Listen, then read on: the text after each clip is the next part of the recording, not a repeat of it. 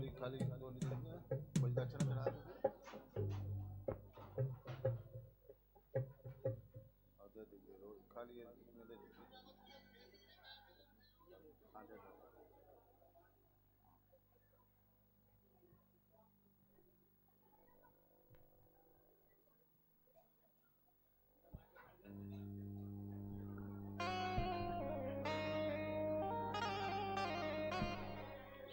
हरि हरि हरि हरि हरि हरि चावल दे दो थोड़ा।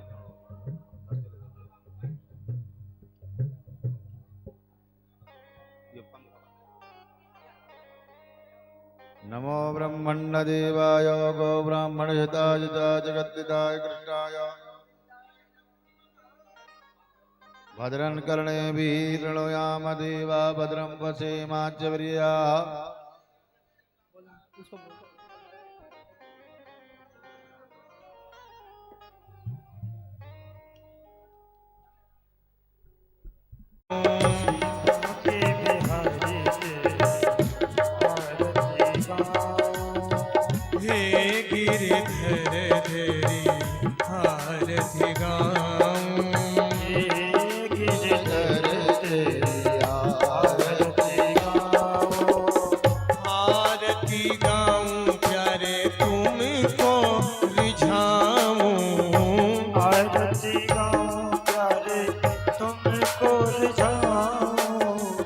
तुमको रिझाऊं प्रभु तुमको मनाऊं, तुमको रिझाऊं प्यारे तुमको मनाऊं।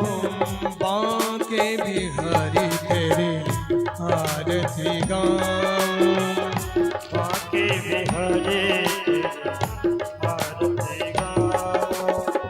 मोर मुकुट तेरे शीश पे सोहे, और मुकुट तेरे शीश पे सोहे।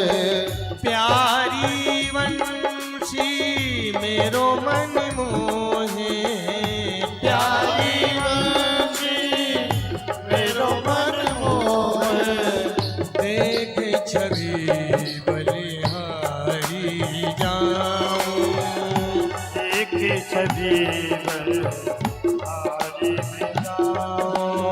बांके बिहारी तेरी आरती गाऊं, बांके बिहारी तेरी आरती गाऊं। चरणों से निकली है गंगा प्यारी, चरणों से निकली है गंगा प्यारी।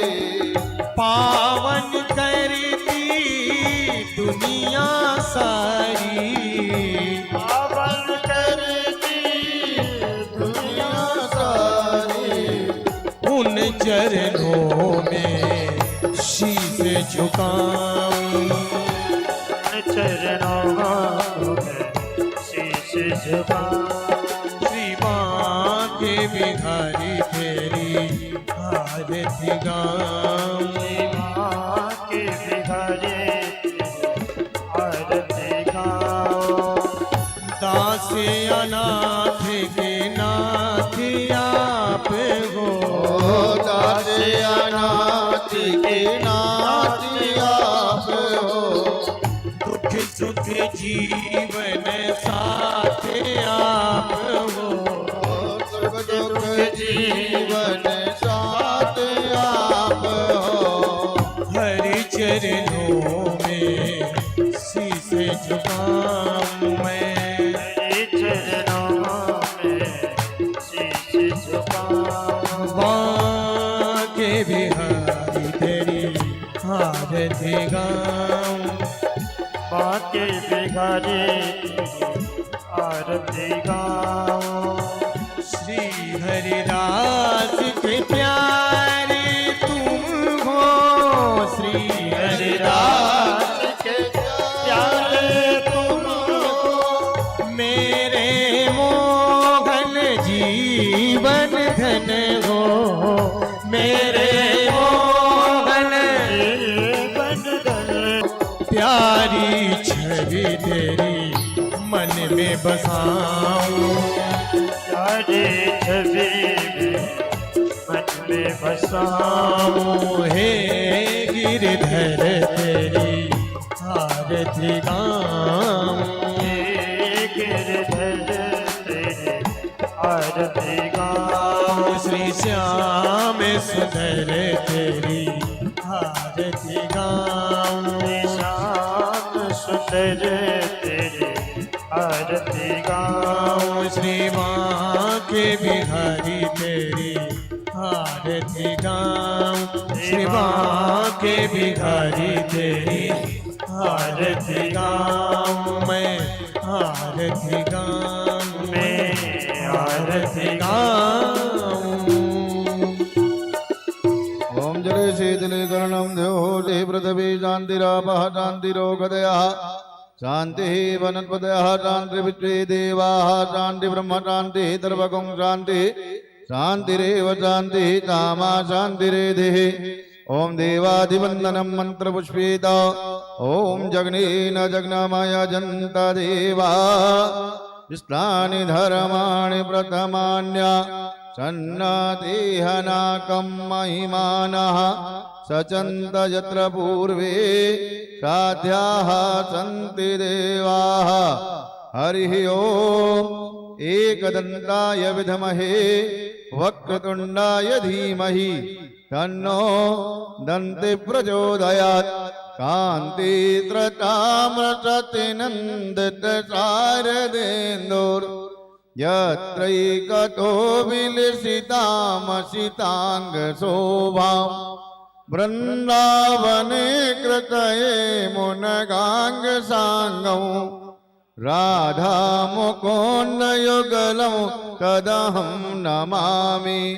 राधामुकुन्दयुगलं तदहं नमामि। नानासुगन्ध पुष्पाणि यथा कालोद्भवानि च पुष्पाञ्जलिमया दत्त ग्रहण परमेश्वरा। ओम पुराण पुरुषोत्तमाय नमः। मंत्र पुष्पाञ्जलिं समर्पयामि। बोले भागवत भगवान की, बोले वृंदावन बिहारी लाल की, बोले व्यास जी महाराज की, बोले सुखदेव जी महाराज की, सत्य सनातन धर्म की जय जय श्री राधे, जय जय श्री राधे श्याम।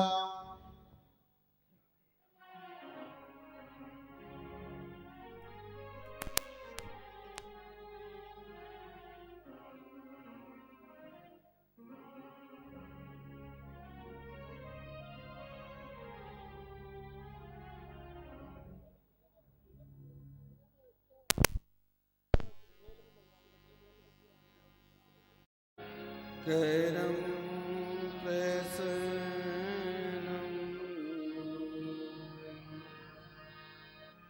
ज्ञानस्वरूपं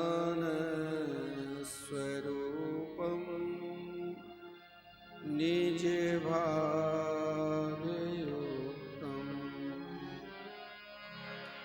योगीन्द्रमीड्यं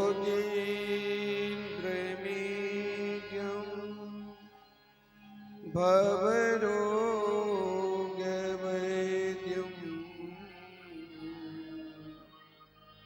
श्रीमद्गुरुं नित्यमहं स्मरामि।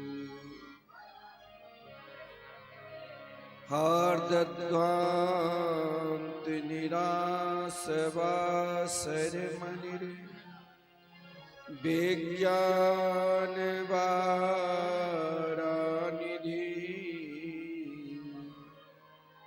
भक्ताभीष्ट सहस्रपूरण विदो चैतन्य चिंतामणि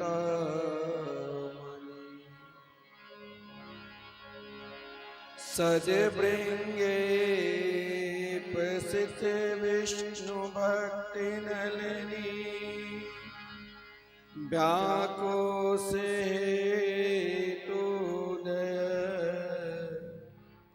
सुस्माकं कुरुतां भवातिशमनं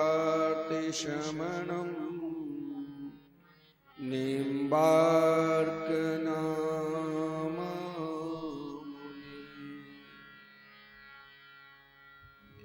नमस्तस्मै भगवते कृष्णाय कुण्ठमेधसे राधाधरे सुधा सिन्धो नमो नित्ये विहारिणे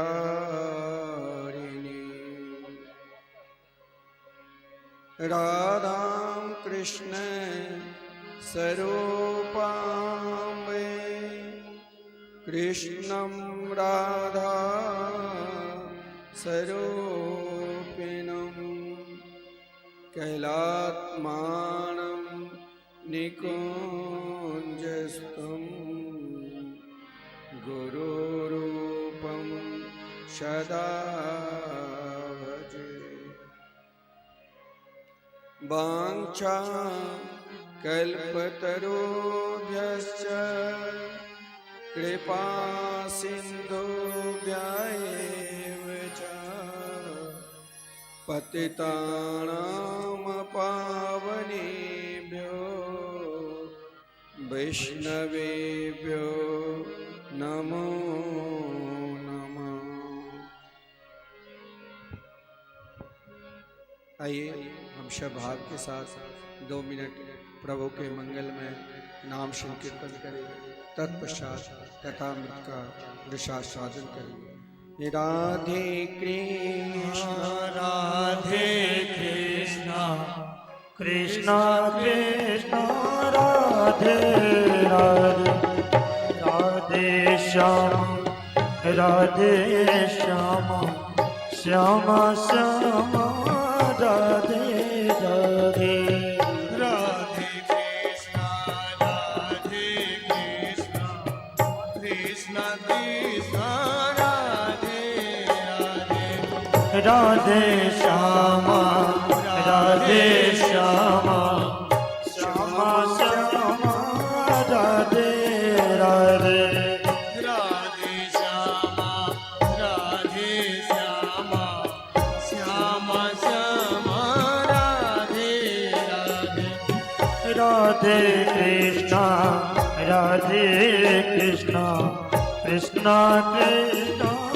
राधे राधे राधे कृष्ण राधे कृष्ण कृष्ण राधे राधे श्याम राधे श्याम श्याम श्याम राधे राधे राधे कृष्ण राधे कृष्ण हरि बोल कृष्ण कृष्ण राधे राधे राधे श्यामा राधे श्यामा श्यामा श्यामा राधे राधे राधे कृष्ण राधे कृष्ण कृष्ण कृष्ण राधे राधे राधे श्यामा राधे श्यामा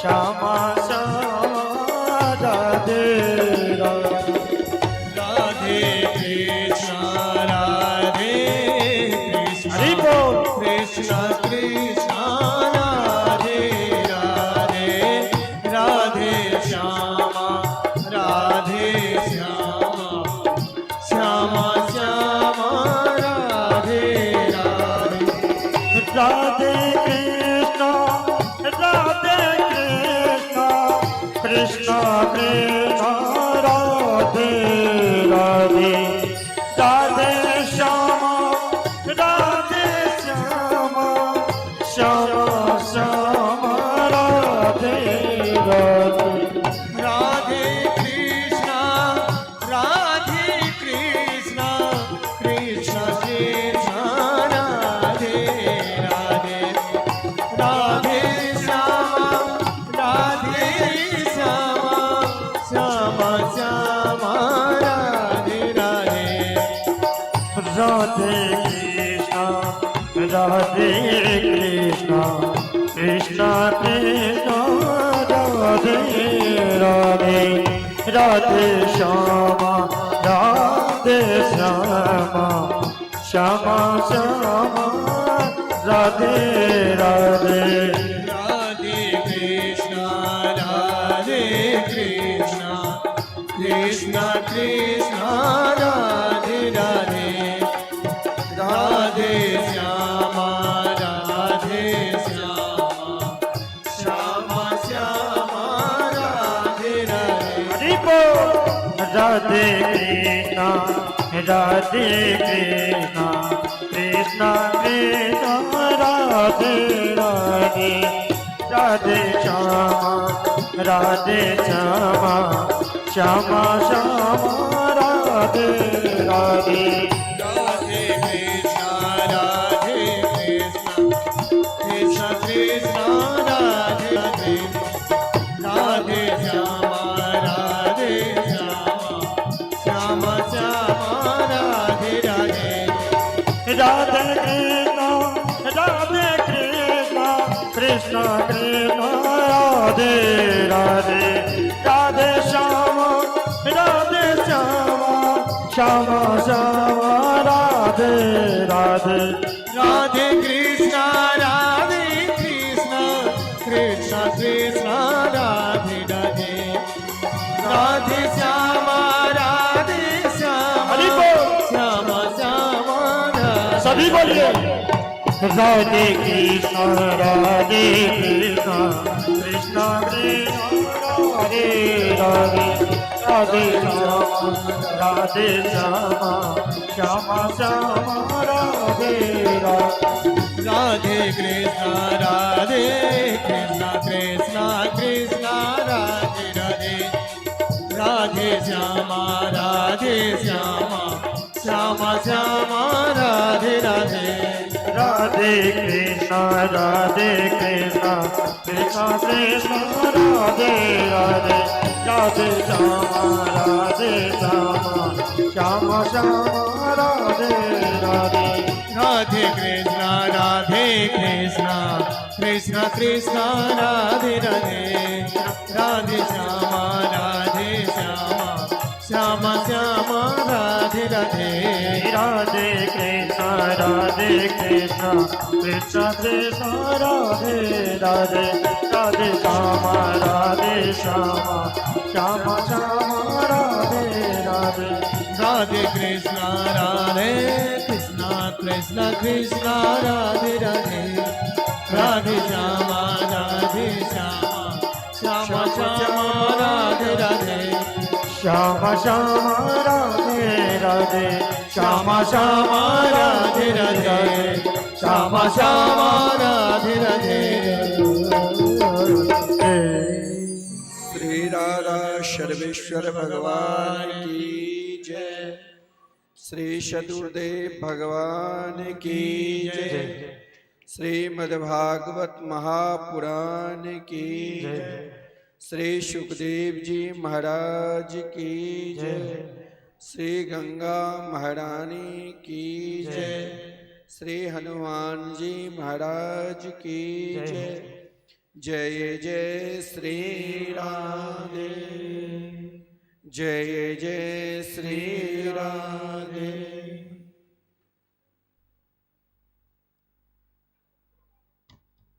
श्री राधे आनंद कंद स्वरूप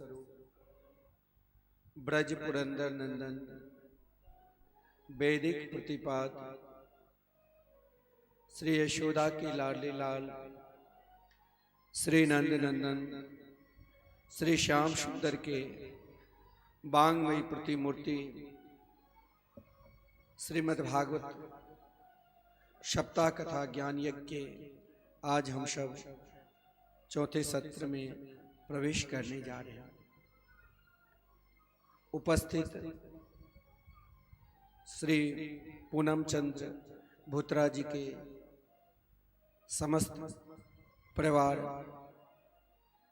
तथा समस्त भागवत प्रेमी श्रोता समाज, हम सब अपने मन को भगवान के चरणारविंद में आश्रित कर श्रीमद्भागवत सप्ताह कथा ज्ञान यज्ञ के लाभ प्राप्त करें।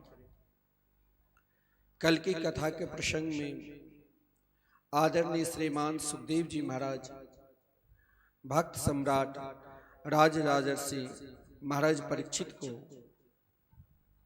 परम भक्त अजात यहाँ उनसे लड़ाई था जिसके अंदर स्वयं अपनी सत्ता का अभिमान था और अपनी सत्ता, अपने बल, अपने तप के अभिमान में स्वयं को, अपने आप को भगवान मानता था।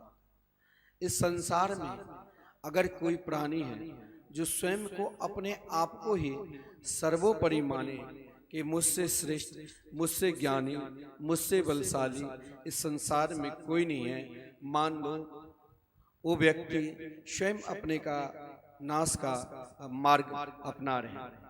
जैसे हिरण्यकश्यप मरणासन अवस्था में भी स्वयं भगवान नरसिंह के गोद में, अब मानो उनके लिए काल है, तब भी उस समय काल से लड़ा और महाराज एक तरफ देखा कि मैंने तो ब्रह्मा जी से वरदान प्राप्त कर चुका हूं कि हम कभी मरेंगे नहीं और ये मारने वाले कौन आ गए हैं। तो एक एक बात की याद की। भगवान जब प्राणी मरणासन अवस्था को प्राप्त करने लग जाते हैं तो भगवान एक एक बात की याद दिलाती है और उस समय हमें पता चलता है कि हमने कितने पाप किए, कितने पुण्य किए।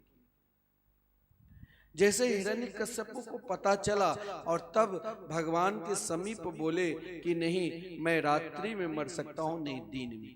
बोले यहाँ नहीं रात्रि है, नहीं दिन है। कहा नहीं मैं पशु से मरूं और नहीं मैं मनुष्य से मरूं। बोले मैं कुछ नहीं हूं भगवान से। अब उन्हें कुछ दिखाई नहीं देता है। उसने कहा कि मैं मास के 12 महीने में कभी मरूंगा ही नहीं। बोले तुम्हारे लिए तो ही मैं अलग से मांस तैयार किया, जिस मांस को हम लोग गांव देहात में मलेमास बोलते हैं, लेकिन श्रेष्ठ मांस पुरुषोत्तम मांस कहा गया है।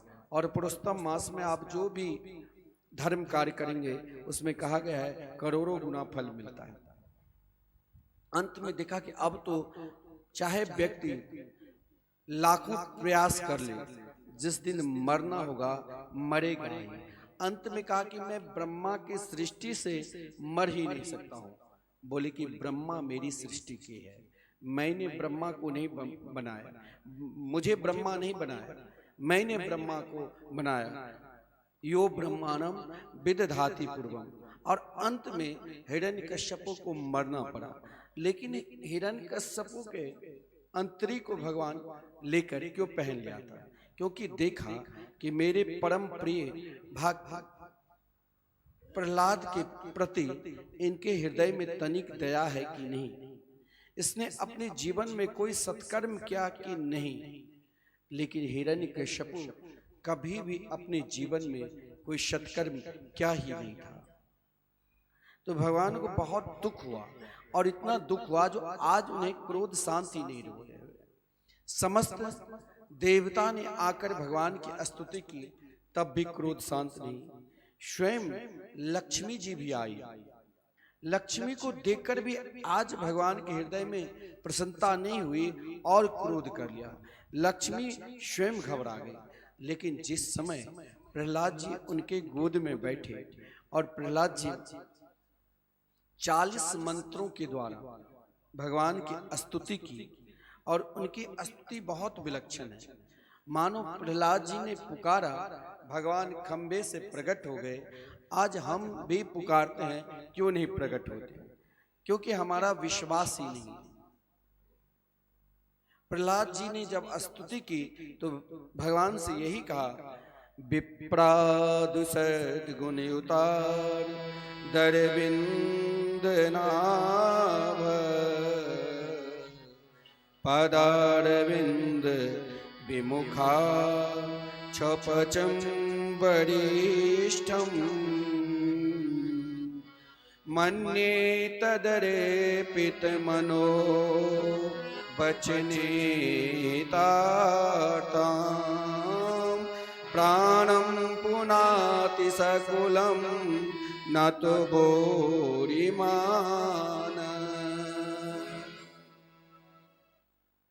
जीवन में ये मत सोचो कि हम बहुत श्रेष्ठ हो जाएंगे तभी हमें भगवान अपनाएंगे या हम भगवान के निकट जाएंगे।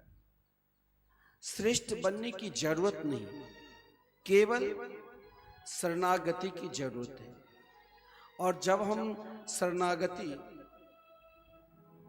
किसी महापुरुष सद्गुरु के शरणागति हो जाते हैं तो प्रहलाद जी ने कहा, देखिए मैंने असुर कुल में जन्म लिया, आसुरी वृत्ति से पालन हुआ और आसुरी वृत्ति में रहा, फिर भी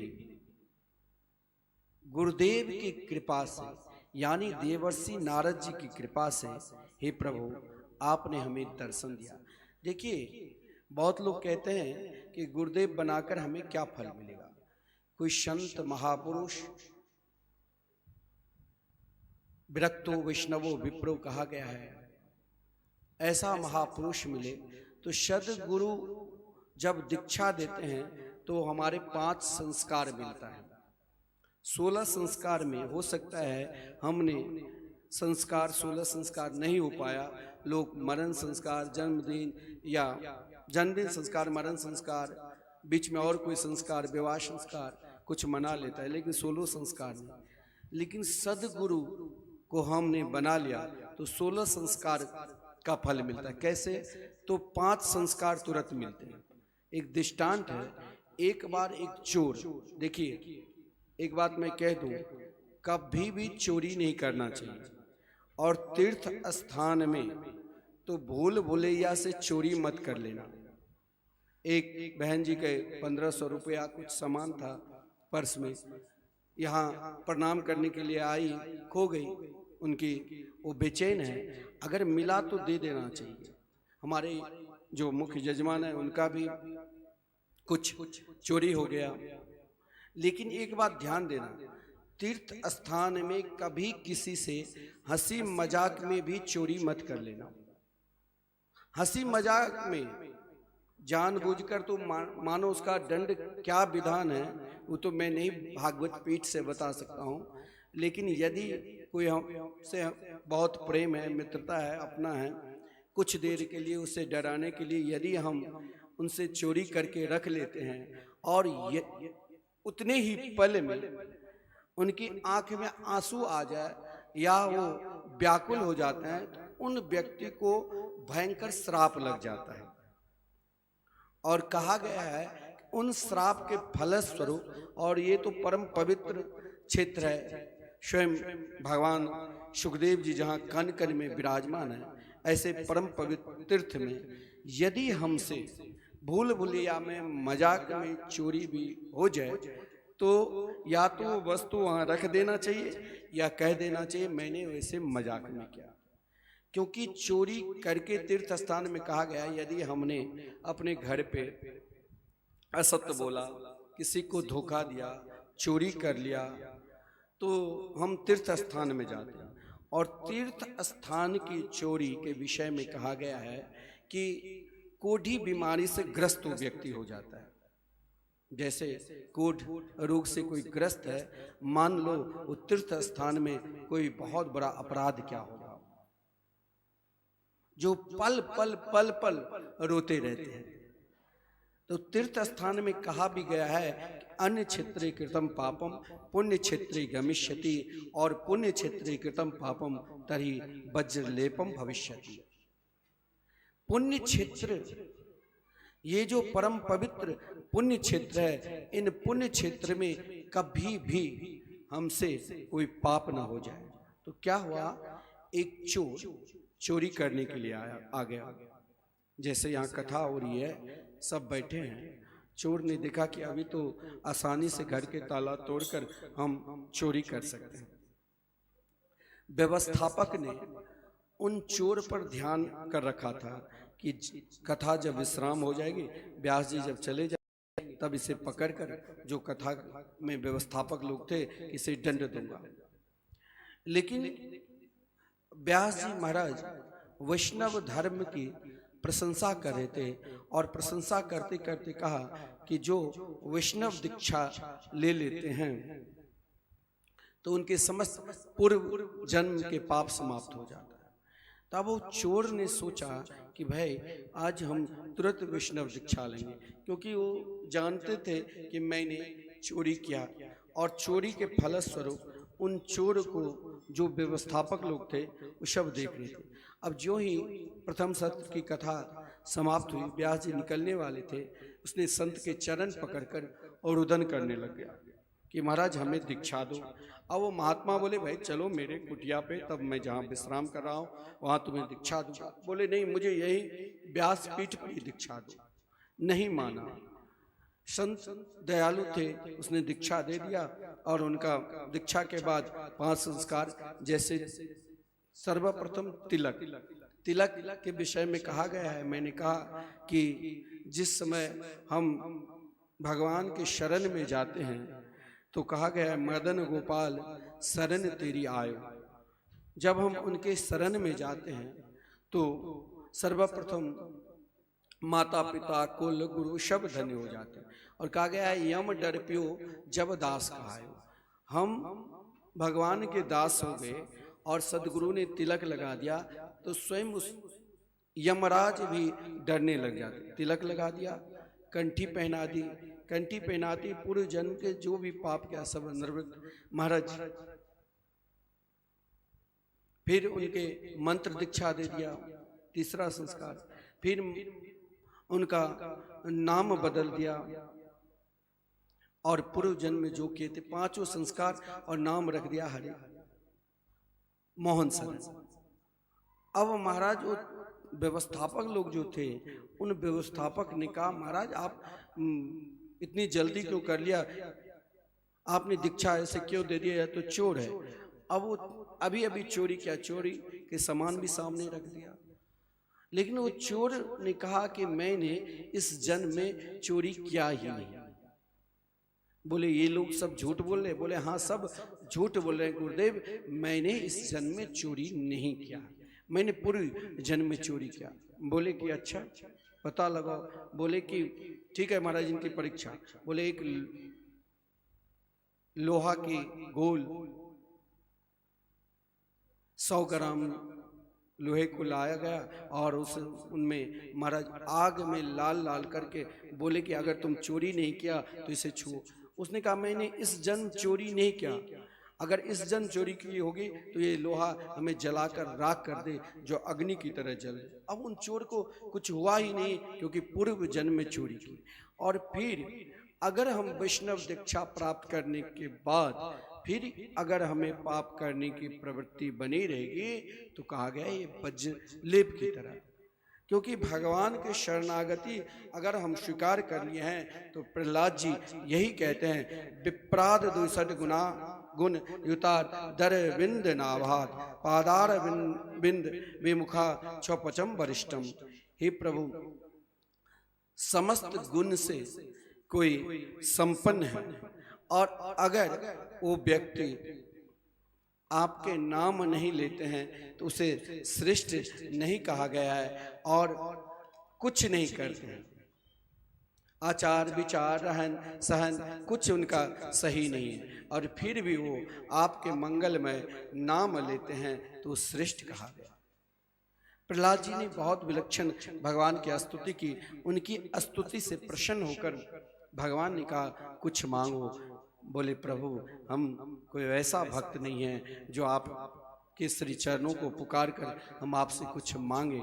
यदि आप देना ही चाहते हो तो मेरे पिता बहुत पाप क्या है, अधर्म क्या है, इनका कल्याण हो।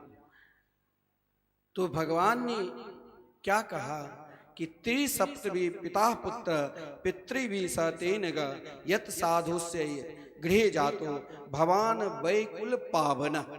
अगर हम भगवान के शरण शरणागति को स्वीकार कर लिया है। और जिस दिन हमने इच्छा की आज से ही मुझे भगवान के भजन करना है, चाहे हम कुछ नहीं जानते, नहीं हम उतने बड़े विद्वान हैं, नहीं हम उतने बड़े कर्मकांडी हैं, नहीं हम मेरे अंदर कुछ ज्ञान है, लेकिन यदि हमने आज से भगवान की कथा सुनना प्रारंभ कर दी तो उनके 21 पीढ़ी का कल्याण हो जाता है भागवत के माध्यम से। ये प्रहलाद जी को स्वयं भगवान नरसिंह ने कहा कि प्रहलाद, भगवान के मंगल में नाम में वो ताकत है जो एक बार नाम की शरणागति को स्वीकार कर लेते हैं और अपनी वाणी से सदा राधा नाम लेते रहते हैं, तो महाराज उनसे श्रेष्ठ इस संसार में कोई है ही नहीं। इस संसार में सर्वोपरि सर्वश्रेष्ठ उन मानवों को कहा गया है जो भगवान के नाम लेते हैं और सदा पुकारते रहते हैं।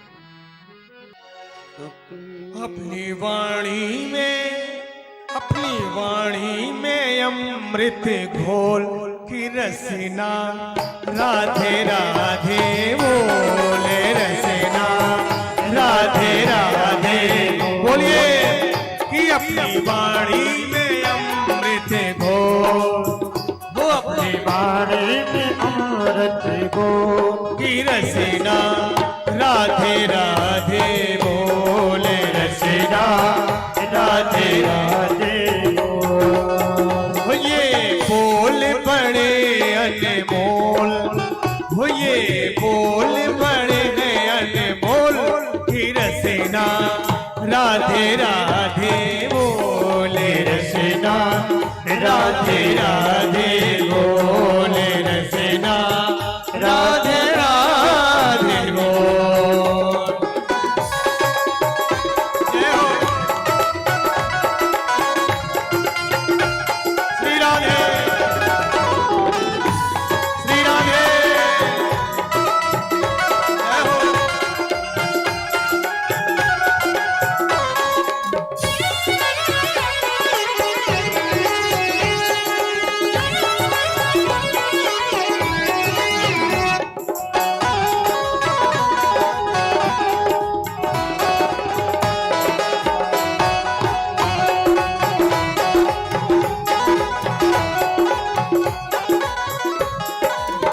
राधा जी बरसाने वाली, राधा जी बरसाने वाली, राधा जी वृषभान दुलारी, राधा जी वृषभान दुलारी।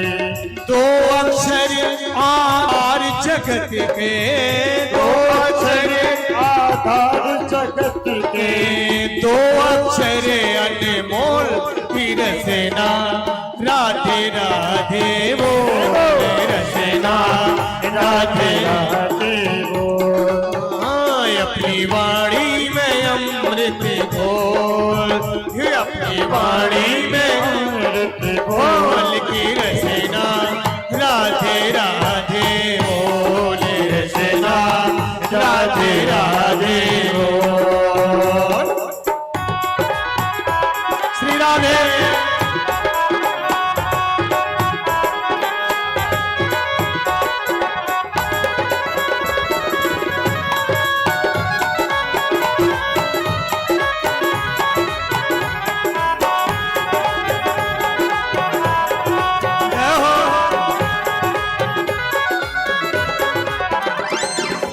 राधा जी महारास रचावे, राधा जी महारास रचावे, राधा जी नंदलाल नचावे, राधा जी नंदलाल नचावे, राधा जी नंदलाल नचावे, राधा जी नंदलाल नचावे। इस छवि को भर के नैन में, इस छवि को भरने में, अंतर के पट खोल रसना, राधे राधे बोले रसना, राधे राधे बोल। हाँ, अपनी वाणी में अमृत घोल, अपनी वाणी में अमृत रसना राधे राधे बोले रसना राधे राधे बोल बोल बरसाने वाली की जय हो।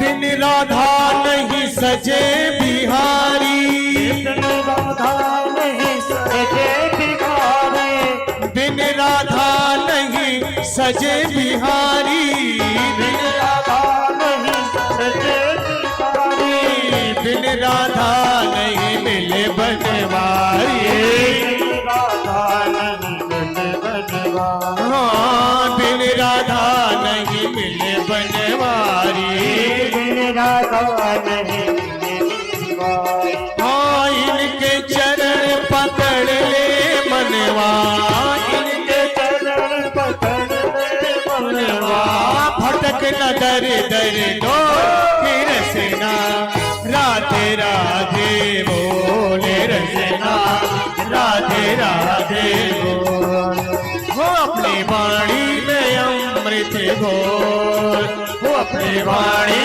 में अमृत बोल की रसना राधे राधे बोले रसना राधे राधे बोले रसना राधे राधे बोले रसना राधे राधे बोले रसना राधे राधे बोले रसना राधे राधे बोल वृंदावन बिहारी लाल की जय हो। महाराज परीक्षित जी ने भगवान सुखदेव जी से प्रश्न किया कि भगवान के नाम की इतनी महिमा है तो कोई यदि पशुवत है तो क्या उनका कल्याण हुआ जिसने नाम का आश्रित हो गया? बोले हाँ। एक बात ध्यान देना, भगवान केवल जगन्नाथ ही नहीं है, वो पशुपतिनाथ है। चाहे कोई पशुवत भी है फिर भी अगर उनकी पुकार सही है तो हम मेरे प्रभु साक्षात अवतार लेकर दर्शन देते हैं। भगवान का एक अवतार हरि अवतार है जो गजेंद्र की रक्षा की। आदरणीय श्रीमान सुखदेव जी वर्णन करते हैं, आसित गिरिवरो राजम त्रिकूट इति विश्रुत क्षीरोदेना वृत श्रीमान योजनायोत मोक्षित। एक बहुत विलक्षण भागवत में चरित्र है कि जिस चरित्र का नाम है गजेंद्र मोक्ष। गजेंद्र मोक्ष की जो कथा है जो हम सब जानते हैं, जो एक हाथी था जिस हाथी के अंदर 10,000 हाथियों के बल है और गजेंद्र नाम से विभूषित था। ढेर सारी पत्नी हैं, ढेर सारे संतान हैं और उनके प्रभाव इष्ट का नाम नहीं ले पाऊं लेकिन अपने पुत्र से हम प्रेम के हैं आसक्ति हो गई तो अंत समय में हो सकता है मैं उनके नाम से कल्याण कर लूं। मरना तो सभी को पड़ेगा।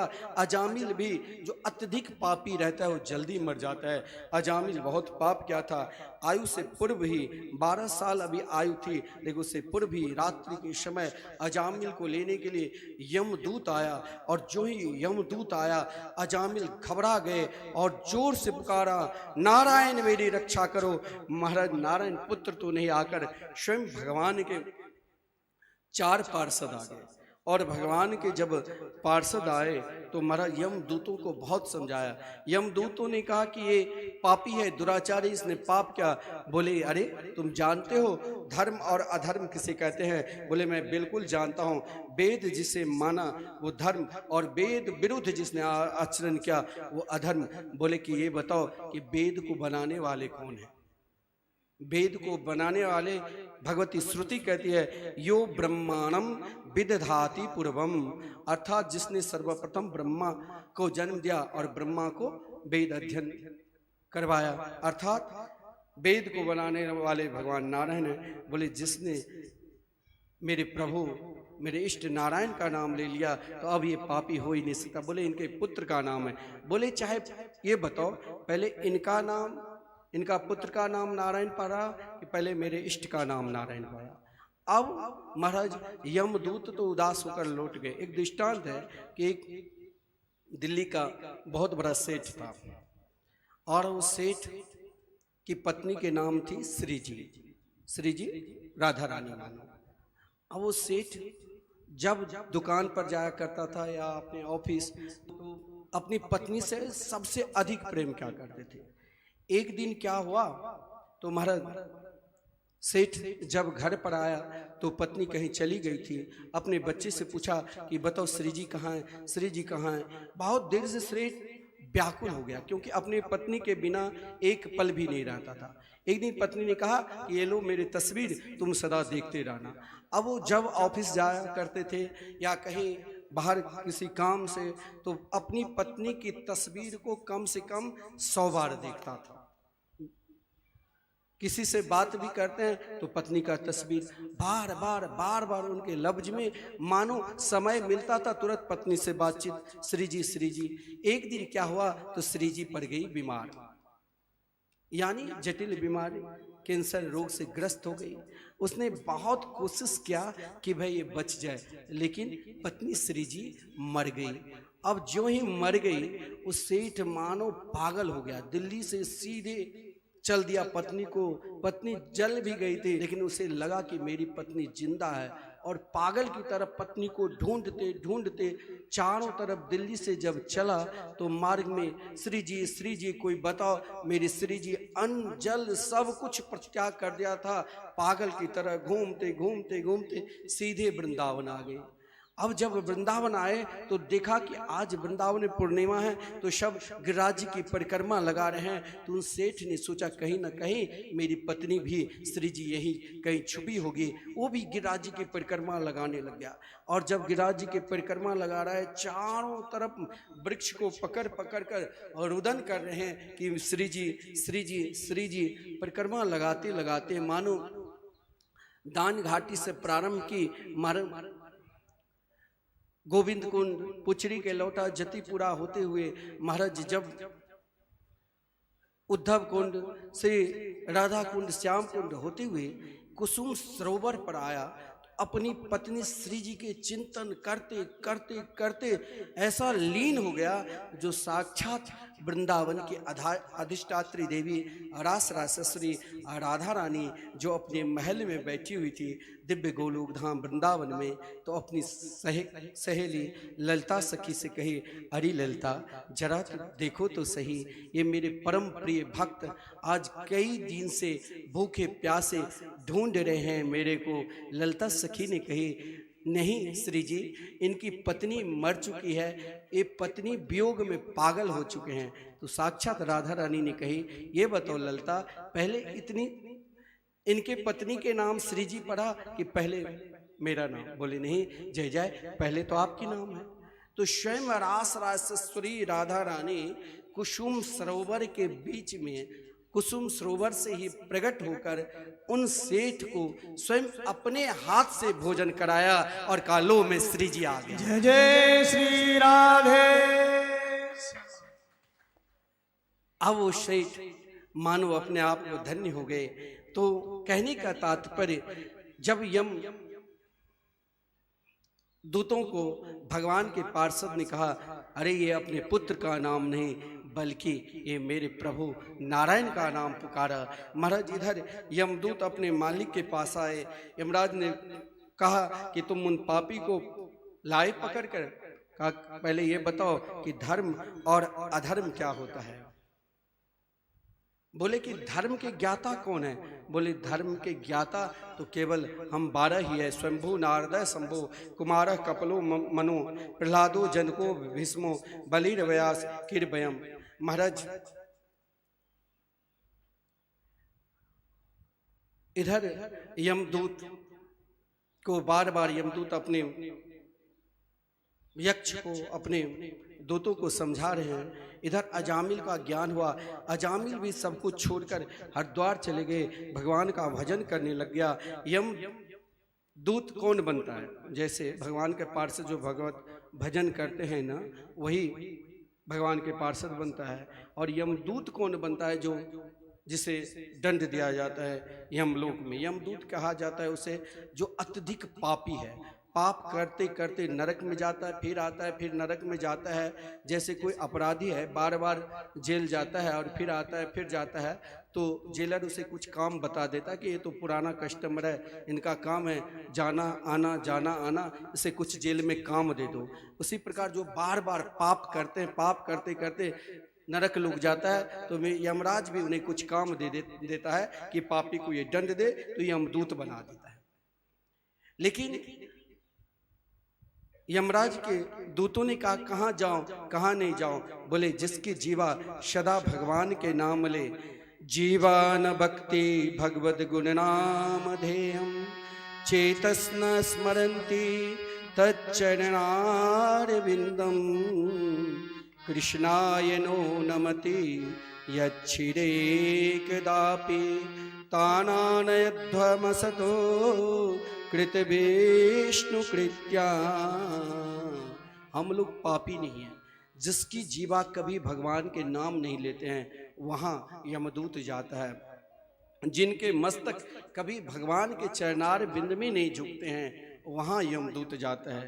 जिनके कान कभी भगवान की कथा मृत का रसास्वादन नहीं करते हैं वहाँ यमदूत जाता है। हम लोग तो परम सौभाग्यशाली है, धर्मात्मा हैं। हम लोगों के पास कभी भी स्वप्न अवस्था में भी यमदूत नहीं आ सकता है, क्योंकि हम भगवान के हैं और भगवान हमारे हैं। जब भगवान हमारी कथा मृत का रसास्वादन करते हैं तो हमें कभी भी ये नहीं सोचना चाहिए कि हम लोग पापी हैं। इधर अजामिल को लेने के लिए स्वयं भगवान लक्ष्मी नारायण आकर उन्हें दिव्य धाम ले गया। ये नाम की महिमा है। अजामिल उपाख्यान से अपने जीवन में एक शिक्षा लेना चाहिए। जो भगवान के नाम नहीं जाप करते हैं वो आज से लेना प्रारंभ कर दे, जो जाप करते हैं कुछ और बढ़ा दो, क्योंकि यहाँ भगवान के नाम की महिमा है। क्योंकि एक बार जिस समय प्रभु श्री राम लंका गए तो बीच में समुद्र पड़ा, तो समुद्र में बांध दिए। तो मंदोदरी ने कहा रावण से, अब भी तुम प्रभु श्री राम की प्रभाव नहीं दिखा, अभी शीघ्रातिशीघ्र तुम माता जानकी को लौटा दो। रावण ने कहा मंदोदरी तुम नहीं जानती हो, ये राम में विशेषता नहीं है। जो काम राम के वही काम मैं भी कर सकता हूँ। एक विशाल चट्टान को लिया, पहाड़ को, और उसमें मन ही मन श्री राम बोलकर समुद्र में फेंक दिया। तैरने लग गए। बोले जो राम वही मैं। तुम राम की विशेषता मत को, इसमें राम के नाम की विशेषता है। और हम नाम के चरणारविंद के आश्रित हो जाएंगे तो एक दिन मेरा भी कल्याण हो जाएगा। और हमें पुकारना चाहिए श्री जी को, क्या? मेरो गिनियो ना अपराध लाडली श्री राधे, गिनियो ना अपराध लाडली श्री राधे, मेरी गिनियो ना अपराध लाडली श्री राधे, मेरी गिनियो ना अपराध लाडली श्री राधे, मेरी गिनियो। सभी लोग गाइए ताली बजा करके। लाडली श्री राधे, लाडली श्री राधे, लाडली श्री राधे, स्वामिनी श्री राधे, स्वामिनी श्री राधे, गिनियो ना अपराध लाडली श्री राधे, मेरे गिनियो ना अपराध लाडले श्री राधे मेरी गिनियो ना अपराध स्वामिनी श्री राधे मेरे गिनियो ना अपराध लाडले श्री राधे जो तुम मेरी अवगुण देखो जो तुम मेरे अवगुण देखो जो तुम मेरी अवगुण देखो जो तुम मेरे अवगुण देखो उनका नहीं हिसाब लाडली श्री राधे इनका नहीं हिसाब लाडले श्री राधे मेरी गिनियो ना अपराध स्वामिनी श्री राधे मेरे गिनियो ना अपराध स्वामिनी श्री राधे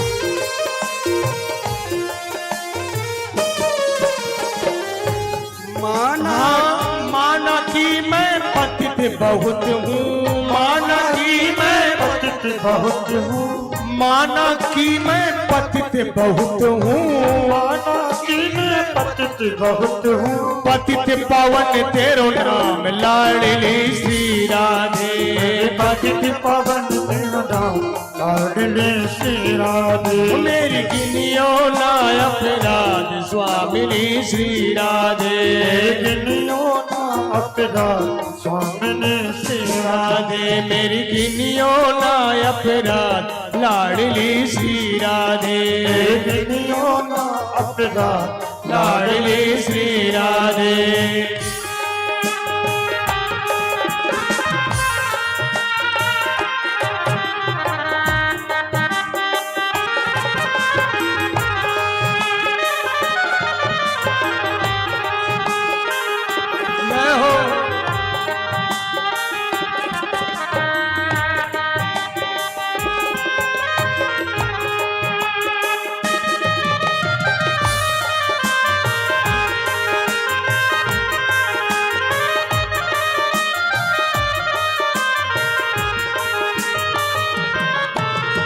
अग्नित्य उमा रमा ब्रह्माणी कोटि उमारा ब्रह्माणी अग्नित्य उमा रमा ब्रह्माणी अद्वितीय उमारा ब्रह्माणी मेरे चरणों में विश्राम लाडली श्री राधे तेरे चरणों में विश्राम लाडले श्री राधे मेरे गिनियो ना अपराध स्वामिनी श्री राधे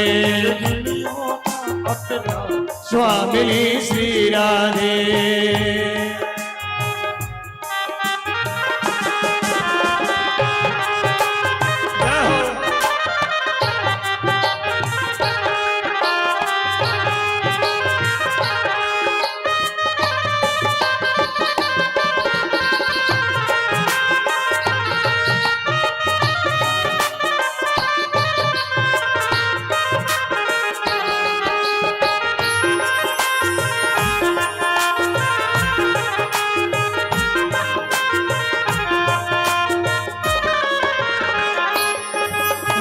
अष्ट सखिन में कोटि गोपिन में अष्ट सखिन में कोटि गोपिन में अष्ट सखिन में कोटि गोपिन में अष्ट सखिन में कोटि गोपिन लिख लीजो मेरो नाम लाडली श्री राधे लिख लीजो मेरो नाम लाडले श्री राधे लिख लीजो मेरो नाम लाडली श्री राधे लिख लीजो मेरो नाम लाडले श्री राधे मेरी गिनियो ना अपराध स्वामिनी श्री राधे मेरे अपराध स्वामी श्री राधे हे मेरी गिनियो ना अपराध लाडली श्री राधे मेरे गिनियो ना अपराध लाडली श्री राधे लाडली श्री राधे स्वामिनी श्री राधे स्वामिनी श्री राधे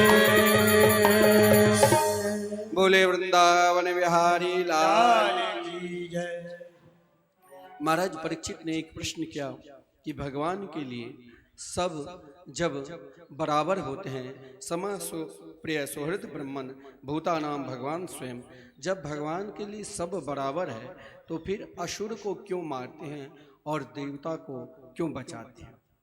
ये प्रश्न जब भगवान सुखदेव जी ने सुना तो महाराज परीक्षित जो प्रश्न किए वही प्रश्न एक समय जब राजसूय यज्ञ हो रहा था तो महाराज उस समय यही प्रस्ताव चला अग्र पूजा किसकी होनी चाहिए।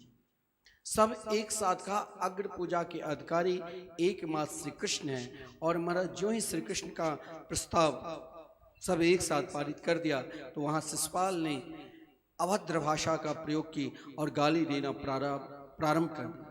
श्री कृष्ण के पक्ष में रहने वाले महाराज जितने भी योद्धा थे शिशुपाल के मारने की कोशिश की, लेकिन भगवान ने मना कर दिया। अपराध से ऊपर ज्यों ही की भगवान ने तुरंत अपने चक्र सुदर्शन से शिशुपाल का सिर धड़ से अलग कर दिया और महाराज उससे एक विलक्षण तेज निकले और वही तेज घूमते घूमते सीधे भगवान में समा गए और उसने सायुज मुक्ति को प्राप्त कर ली। सायुज मुक्ति उसे कहते हैं सीधे भक्त और भगवान जीवात्मा और परमात्मा दोनों एक हो जाते हैं। महाराज ये दृश्य धर्मराज युधिष्ठिर के बगल में देवर्षि नारद जी थे। देवर्षि नारद जी से धर्मराज युधिष्ठिर ने यही प्रश्न किया कि अभी अभी ये भगवान को गाली दिया और गाली देने वाले को भगवान ने दिव्य गति को प्राप्त कर दी, कारण क्या है? बोले भगवान के साथ किसी भी प्रकार के संबंध जोड़ो। संबंध जोड़ना हमारा काम है और उद्धार करना उनका काम है। ब्रजांगनाएं कहा गया है गोप्य कामाद भयात कंसो द्वेषा सेद्यादयो नृप संबंधाद वृष्ण से न्यायात यूयम भक्त्या वयम विभो। भगवान सबके हैं, भगवान बांटा हुआ नहीं है। भगवान की उपासना सब कर सकते हैं, परमात्मा की उपासना सब कर सकते हैं, लेकिन उपासना की अलग अलग पद्धति है।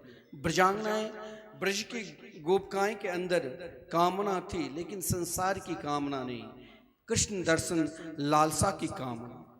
कंस की भी इच्छा थी, कंस की एक इच्छा की कृष्ण मेरे काल है। और महाराज शत्रु भाव से इतना उपासना की जो स्वयं कृष्णमय हो गए। कृष्णो हम यानी दाल में भी काली मिर्च दिखाई दिया तो भी उन्हें श्री कृष्ण, कोई काली कमली ओढ़कर आते तो भी उन्हें श्री कृष्ण। ऐसी स्थिति हो गया, भय से भी हर पल हर क्षण श्री कृष्ण की उपासना की। शिशुपाल जब तब तक पानी नहीं पीता जब तक 2-4 बार श्री कृष्ण को गाली नहीं दे देते। महाराज द्वेष भाव से मत्सर भाव से शिशुपाल ने आराधना की। महाराज कोई भक्त उनके अपने संबंधी बना लेते हैं, जैसे कोई लड्डू गोपाल के रूप में उपासना करते हैं कि जैसे गोपाल जी की उपासना भी बड़ा विलक्षण भाव है। गोपाल जी की उपासना जैसे हम अपने लाल को अपने संतान को करते हैं उसी प्रकार भगवान गोपाल को भी उसी प्रकार उपासना करना चाहिए। कोई महाराज वृष्णिवंश इत्यादि अपने स्नेही के रूप में और भक्त भगवान के रूप में उपासना करते हैं, लेकिन जिनकी उपासना जिस पद्धति से है और वो जिस पद्धति से उनसे प्रेम करते हैं भगवान तुरंत अपने परम प्रिय भक्त का कल्याण करते हैं। लेकिन शत्रु भाव से वही उपासना कर सकते हैं जो कभी उनका हो चुका है, क्योंकि शिशुपाल और दंत्र भक्त का एक जन्म का संबंध नहीं है। वही जय विजय जो प्रथम बार हिरण्याक्ष और हिरण्यकश्यपु बना और महाराज दोबारा रावण और कुंभकर्ण बना तो भगवान श्री राम के रूप में, और तीसरे बार जब शिशुपाल और दंत्र भक्त बनते तो भगवान श्री कृष्ण के रूप में। लेकिन हिरण्याक्ष का उद्धार तो भगवान वाराह के रूप में और हिरण्यकश्यपु का उद्धार उनके पुत्र के माध्यम से ही। हिरण्यकश्यपु का उद्धार जो भगवान के नरसिंह रूप बड़ा विलक्षण है। तो एक शंका हो गई महाराज परीक्षित के, जो पिता दुराचारी पापी और पुत्र परम तेजस्वी कैसे हो गए? पिता के संस्कार पे ही पुत्र को पढ़ना चाहिए, लेकिन पिता से बिल्कुल विपरीत पुत्र प्रहलाद कैसे हो गए? बोले प्रहलाद जी का चरित्र भी बड़ा विलक्षण है महाराज। जिस समय हिरण्याक्ष मारा गया, हिरण्यकश्यपु अपने सगे संबंधी को सांत्वना दे की चिंता मत करो, चाहे विष्णु जहां मिलेंगे नारायण उसे मैं मार कर ही आऊंगा, लेकिन कुछ मुझे बल चाहिए। असुर भी तप किया और महाराज सीधे तप करने के लिए मंदरगिरी पर्वत पर चले गए। मंदरगिरी पर्वत पर जो ही गया, समस्त देवता घबरा गए कि एक हिरण्यकश्यपु से हम सब के सब तो परेशान हैं और कहीं दूसरा हिरण्यकश्यपु ना आ जाए। तो महाराज देवता लोग घबरा कर और अपने गुरुदेव बृहस्पति के पास गए। बृहस्पति जी ने कहा कि मैं क्या करूं, ठीक है मैं कोई युक्ति करता हूं। बृहस्पति जी सीधे चले गए मंदरगिरी पर्वत पर। और महाराज एक बड़ा विलक्षण बात है, आप घर से निकलो, कोई शुभ कार्य करना है और कार्य में हर हमेशा सफलता मिलेगी यदि हम घर से निकलते ही 4 बार नारायण नाम लेकर कोई भी कार्य करेंगे तो वो कार्य नहीं होने वाले भी बन जाता है, एक परंपरा रही है। तो महाराज जिस समय हिरण्यकश्यपु तप करने के लिए बैठा, उसी समय बृहस्पति जी तोता के रूप में आकर नारायण नाम ले लिया। अब नारायण नारायण नारायण नाम सुनते ही हिरण्यकश्यपु ने सोचा, अरे आज तो मेरे शत्रु का नाम ले लिया, आज तो महाराज हम बिल्कुल तप नहीं करेंगे, जिस कारण लौट कर आ गया। लेकिन किसी को ताकत नहीं जो हिरण्यकश्यपु से कुछ बोले। हिरण्यकश्यपु आसुरी वृत्ति में रहता था, उनका स्वभाव आसुरी स्वभाव था। लेकिन हिरण्यकश्यपु की पत्नी माता कयाधु श्री कृष्ण के अनन्य भक्ता थी। आज जब कयाधु ने हिरण्यकश्यपु को सम्मान किया, बोले आप लौट कर क्यों आए, तो हिरण्यकश्यपु ने कहा कि मेरे शत्रु का नाम ले लिया। बोले कौन सा शत्रु का, तो बोले नारायण का। तो कयाधु ने, देखिए पत्नी चाहे अगर घर की माता स्वयं भक्ता है, धर्म को मानती है, एक दिन चाहे उनके पति ना माने तो भी कभी न कभी धर्म के आश्रय होना ही पड़ेगा, क्योंकि माता स्वयं भक्ति की स्वरूपा है और भक्ति एक दिन न एक दिन उन पुरुष को नारायण से मिलाकर ही छोड़ेगी। तो माता कयाधु ने आज संकल्प ले लिया कि आज हिरण्यकश्यपु के मुख से 108 बार जरूर नारायण नाम लिवाकर ही छोड़ूंगा। हिरण्यकश्यपु आसुरी वृत्ति में रहता था, लेकिन कयाधु हर पल हर क्षण श्री कृष्ण की उपासना करती थी। आज महाराज प्रातः काल से लेकर नाश्ता दिया तो तोता ने क्या कहा, नारायण। भोजन दिया तो फिर पूछा, तोता ने क्या कहा, नारायण नारायण। इस प्रकार कयाधु गिनती करती थी कि आज कम से कम 108 बार नाम लिवाकर ही छोड़ूंगी। और जब तक विश्राम करने के लिए गया शयन कक्ष में, तब तक 108 बार नारायण नाम लिवा लिया। जिस नाम के प्रताप से परम नामी को प्राप्त करने वाले परम अजात शत्रु प्रहलाद जी जैसे, जो मातृ गर्भ में ही सर्वप्रथम नाम के आश्रित होकर ही महाराज आज कयाधु की गर्भाधान हुई। और जिस कारण एक आधार पर यह भी है कि हिरण्यकश्यपु के गुरुदेव शुक्राचार्य जी शालिग्राम भगवान की पूजा कर रहे थे और उसी समय हिरण्यकश्यपु आ गया। अब हिरण्यकश्यपु के डर से शुक्राचार्य जी ने शालिग्राम भगवान से प्रार्थना की, हे प्रभु आप जल बन जाइए, आप तो जल भी बन सकते हैं। भगवान तुरंत जल का रूप धारण कर लिया। लेकिन तब तक हिरण्यकश्यपु ने देख लिया था, जिस कारण महाराज कहा, गुरुदेव कमंडल में क्या है, बोले कुछ नहीं, बोले मुझे प्यास लगी है, और स्वयं भगवान को भी पी लिया अपने अंदर पानी में। जिस कारण महाराज प्रहलाद जैसे पुत्र कयाधु ने जन्म दिया। क्योंकि कहा गया है कि हिरण्यकश्यपु जब तप करने के लिए गया था तो देवराज इंद्र कयाधु को अपहरण करके ले जा रहे थे। मार्ग में स्वयं देवर्षि नारद जी आकर इंद्र को बहुत डांट लगा दी और कहा, इंद्र कयाधु के गर्भ में वो अजात शत्रु है जिनके रोम रोम से श्री कृष्ण नाम निकलते हैं। और महाराज ये नाम सुनते ही देवराज इंद्र ने कयाधु की 4 परिक्रमा करके देवर्षि नारद जी के चरणारविंद का आश्रित कर दिया और गिरिराज गोवर्धन में संपूर्ण भारतवर्ष में श्री नारद कुटी एक ही जगह है। कहाँ? नारद जी कहीं ठहर ही नहीं सकते, 2 घड़ी से अधिक, श्रापित है। लेकिन सत्संग करने के लिए और भजन करने के लिए जब बैठते थे तो अहर्निशम बैठ सकते थे। आज भी कुसुम सरोवर के नजदीक नारद कुटी है और वहाँ पर देवर्षि नारद जी ने कयाधु को 100 वर्ष तक श्री कृष्ण कथा अमृत का रसास्वादन कराया था। कभी कभी कयाधु, कहा गया है कि मातृ गर्भ में जो शिशु निवास करते हैं, माता जैसे करती है उसी प्रकार वो शिशु के ऊपर संस्कार पड़ते हैं।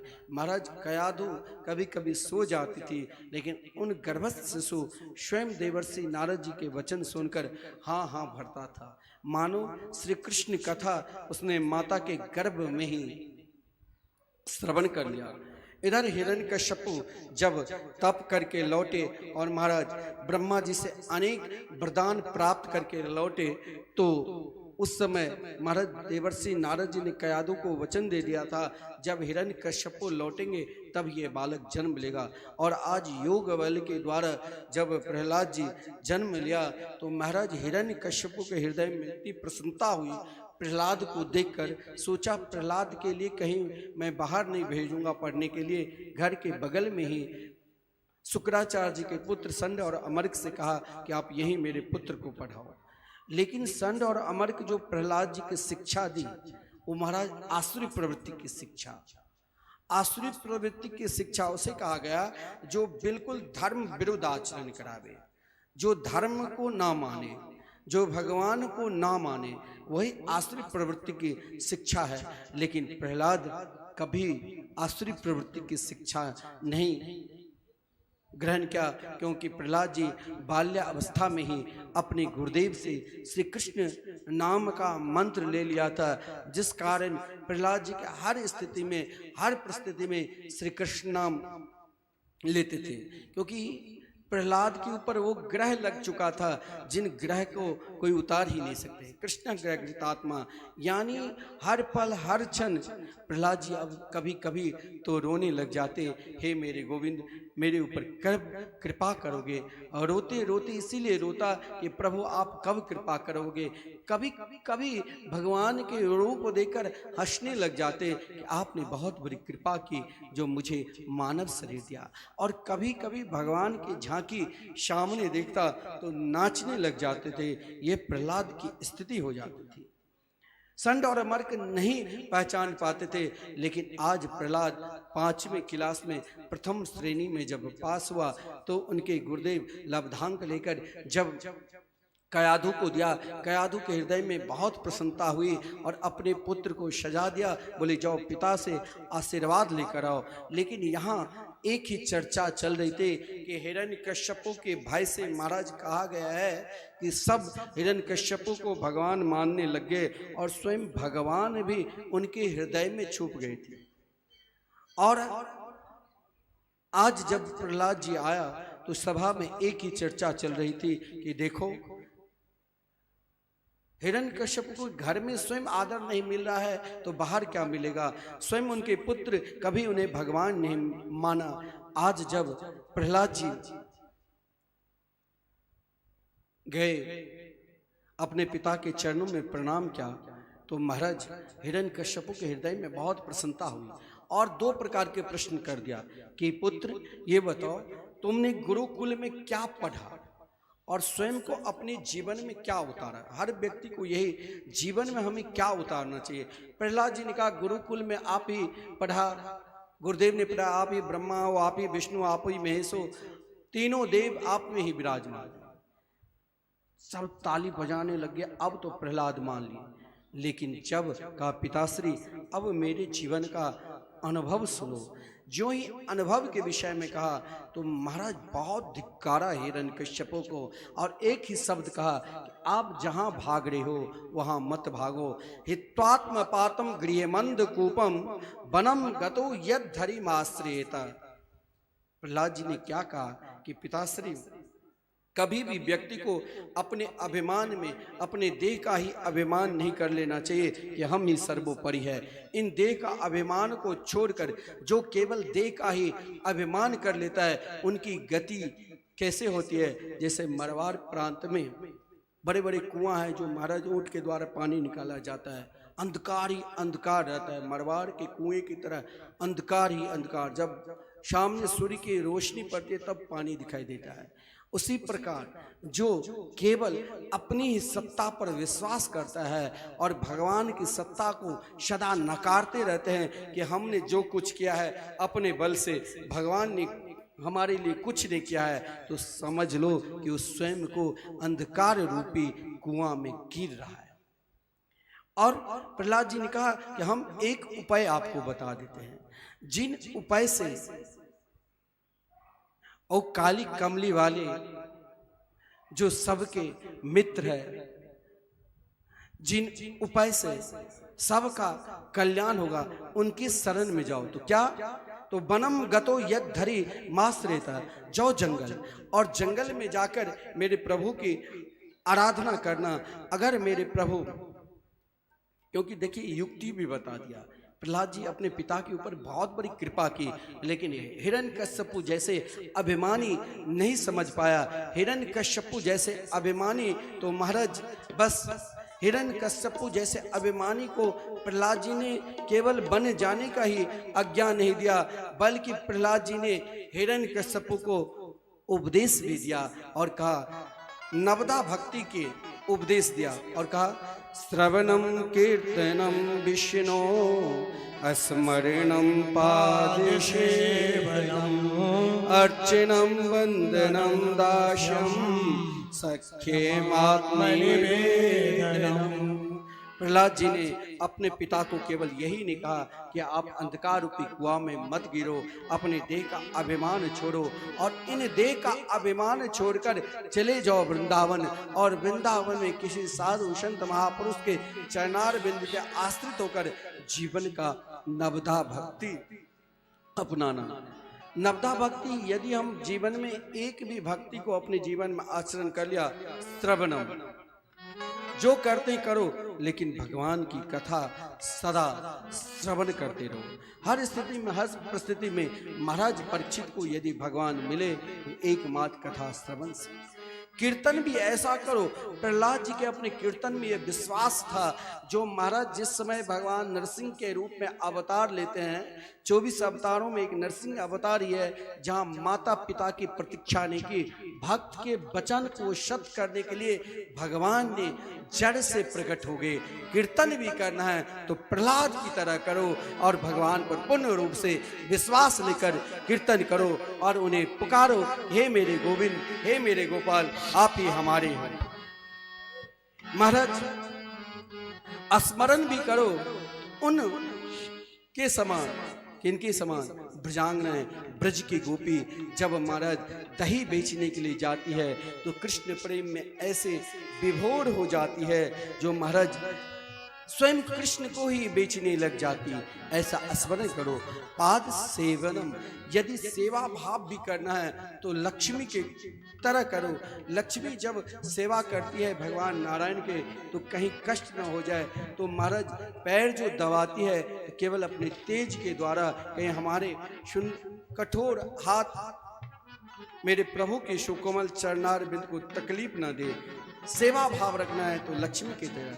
अर्चना भक्ति भी बहुत विलक्षण है। अर्चना करना है तो महाराज अक्रूर जी की तरह। बंदन भक्ति भी बड़ा विलक्षण है। वंदना करना है तो देवर्षि नारद जी की तरह। दास्य भाव लाना है तो हनुमान जी की तरह। शक्य भाव लाना है तो ग्वाल वालों की तरह। और आत्मनिवेदन, देखिए आत्मनिवेदन स्वयं अपने आप को समर्पित होना। आजकल आत्मनिवेदन कोई नहीं करते। हम लोग भगवान के खूब पूजा पाठ भी करते हैं और पूजा पाठ के बाद सब नहीं कहते हैं ओम जय जगदीश हरे, स्वामी जय जगदीश हरे, तेरा तुझको अर्पण क्या लागे मेरा। सब गाते हैं ना, स्वयं को आत्मनिवेदन करते हैं, तेरा तुझको अर्पण क्या लागे मेरा। और क्या देंगे? मंदिर क्या ले जाते हैं? जो उस घर में कोई फल नहीं खाएगा, सड़े हुए फल, चलो मंदिर में दे देंगे, पंडित जी तो ले ही लेगा, उन्हें तो महाराज कैसे भी मिल जाए वो तो खाएगा। अपने तो बढ़िया सुंदर वस्त्र पहनेंगे और महाराज पंडित जी के लिए वही वस्त्र टेरी कटन जो कोई स्वीकार न करे। अपने लिए तो हम सुंदर सुंदर काम करते हैं और भगवान को एक तरफ कहते हैं कि हम नित्य स्वयं अपने आप को आत्मनिवेदन कर रहे हैं, तो भगवान ठगता है। लेकिन प्रहलाद जी तो अपने गोविंद को सदा पुकारते रहते थे, हे प्रभु मुझे आपके सिवा कोई ही नहीं है, क्यों भगवान को अपना सखा मान लिया। आइए हम सब भी भाव के साथ पुकारे। तू मेरा यार है, मेरा दिलदार है, तू मेरा यार है, मेरा दिलदार है, ओए ओए ओए काली कमली वाला मेरा यार है, मेरे मन का मोहन तू दिलदार है, काली कमली वाला मेरा यार है, मेरे मन का मोहन तू दिलदार है।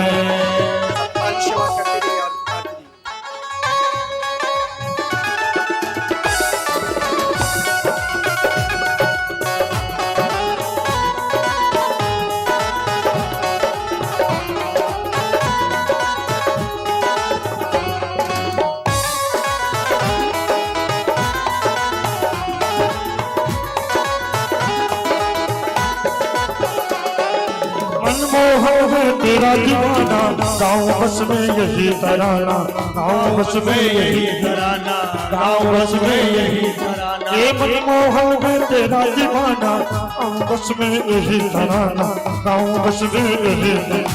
शाम सलोने तू मेरा इज़्ज़ार है, शाम सलोने तू मेरा इज़्ज़ार है, तेरे दिल का मोहन तू दिलदार है, काली कमली वाला मेरा यार है, तेरे मन का मोहन तू दिलदार है।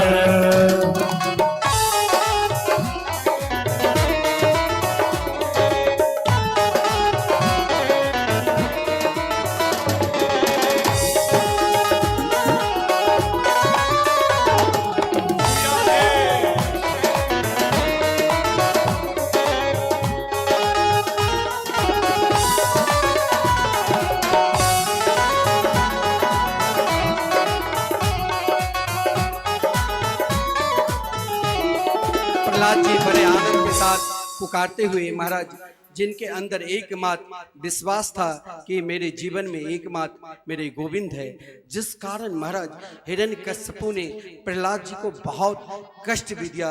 कभी महाराज विशाल पर्वत पर से गिराया तो भगवान ने अपने सुंदर सुकोमल कमल के द्वारा लक्ष्मी जी ने उन सिंहासन पर प्रहलाद जी को आश्रित किया। और महाराज कभी जेल में काल कुटली में बंद कर दिया और विषपान कराने लगे तो स्वयं लक्ष्मी जी प्रहलाद जी को भोजन कराए। कभी महाराज स्वयं हाथी से कुचलवाने की कोशिश की, लेकिन हाथी स्वयं प्रहलाद जी को नमन किया। कभी स्वयं उनकी बहन होलिका प्रहलाद जी को जलाने की कोशिश की, लेकिन स्वयं जलकर राख हो गई।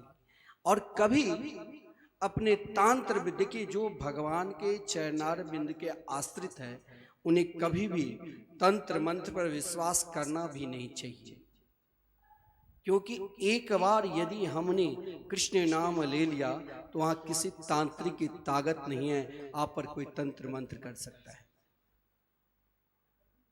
जब हम भगवान के चरणार बिंद के आश्रित हो गए तो तंत्र मंत्र का ताकत नहीं है, क्योंकि संड और अमर्क ने अपने विद्या के द्वारा प्रहलाद जी को मारने की कोशिश की, लेकिन स्वयं दोनों मर गए।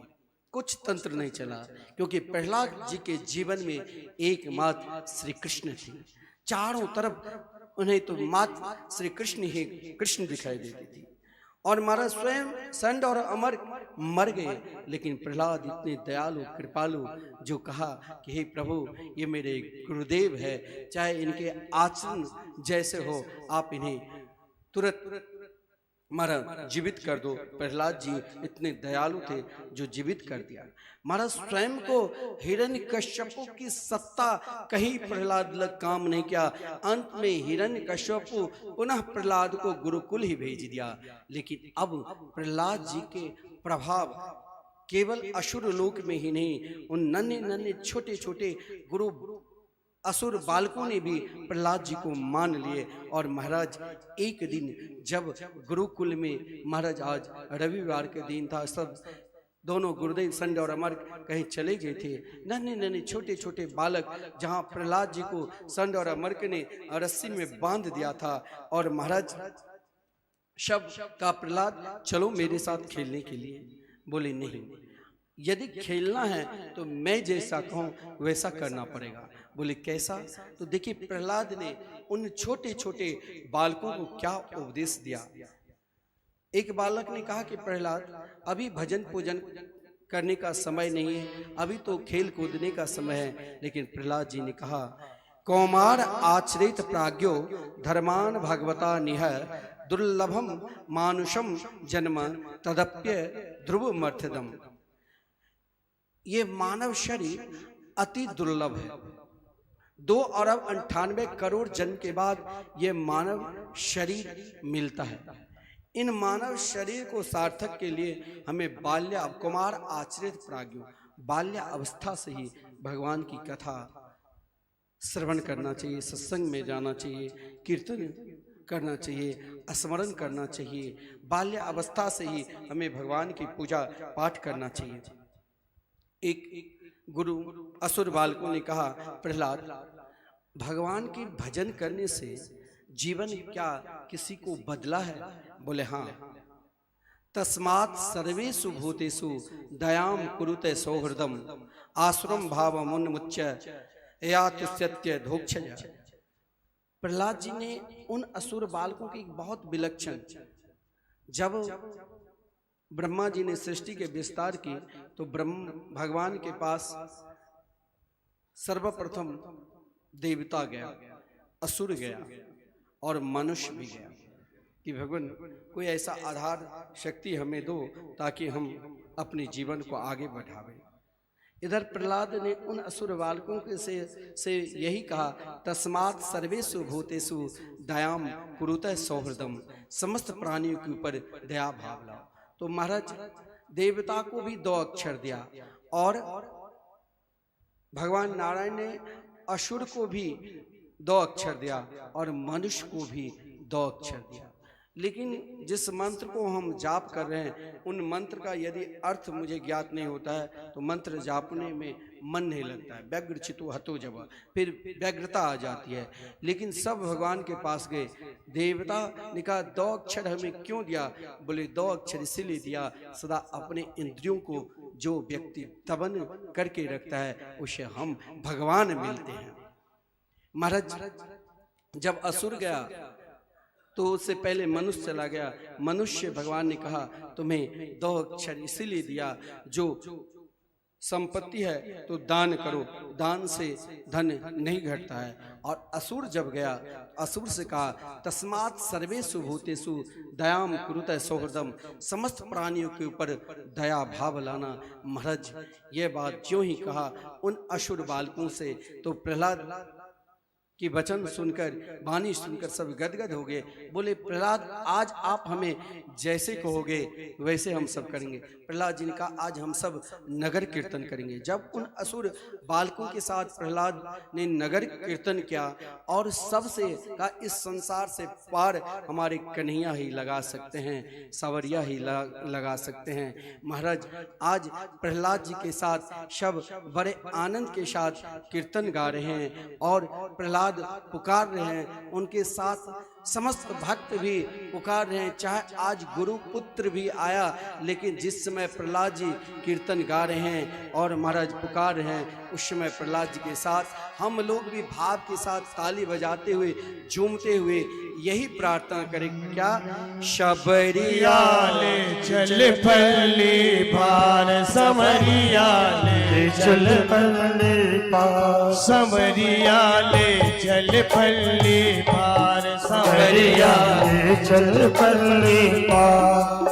हाँ जहाँ विराजे राधा रानी, जहाँ विराजे राधा रानी, जहाँ विराजे राधा रानी, जहाँ विराजे राधा रानी, अलबेली सरकार, संवरिया ले चल पल्ले पार, संवरिया ले चल पल्ले पार, नैया ले चल पल्ले पार, संवरिया ले चल पल्ले पार। देखिए प्रहलाद चरित्र से कितनी विशेषता है।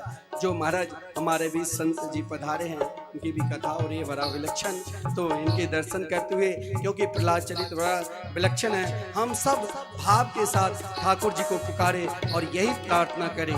जहाँ विराजे राधा रानी, जहाँ विराजे राधा रानी, जहाँ विराजे राधा रानी, अलवेली सरकार, नैया ले चल पल्ले पार, संवरिया ले चल पल्ले पार, संवरिया ले चल पल्ले पार, संवरिया ले चल पल्ले पार।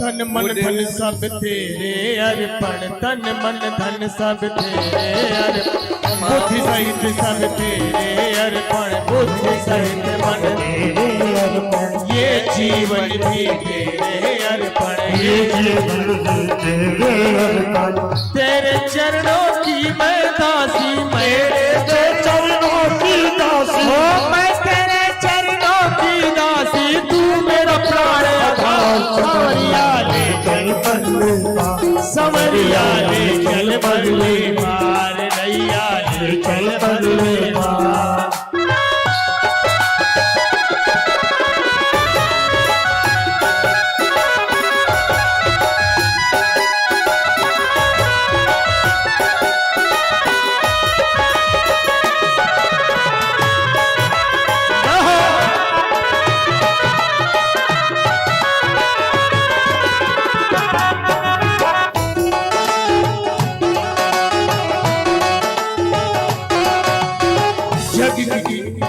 जग की कुछ परवाह नहीं है, जग की कुछ परवाह नहीं है, तेरे बिना कोई चाह नहीं है, तेरे बिना कोई चाह नहीं है, कोई सूझती राह नहीं है, कोई सूझती राह नहीं है, सांवरिया मैं तेरी रागिनी, सांवरिया मैं तेरी रागिनी, सांवरिया मैं तेरी रागिनी, सांवरिया मैं तेरी रागिनी, तू मेरा मनहार, संवरिया ले चल पल्ले पार, संवरिया ले चल पल्ले पार, कि नैया ले चल पल्ले पार, हो संवरिया नैया ले चल पल्ले पार।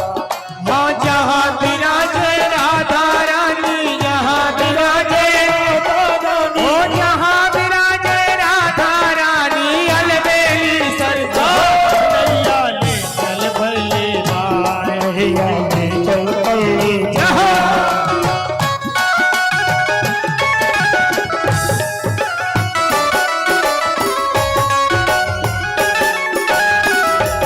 हरि हरि राधे।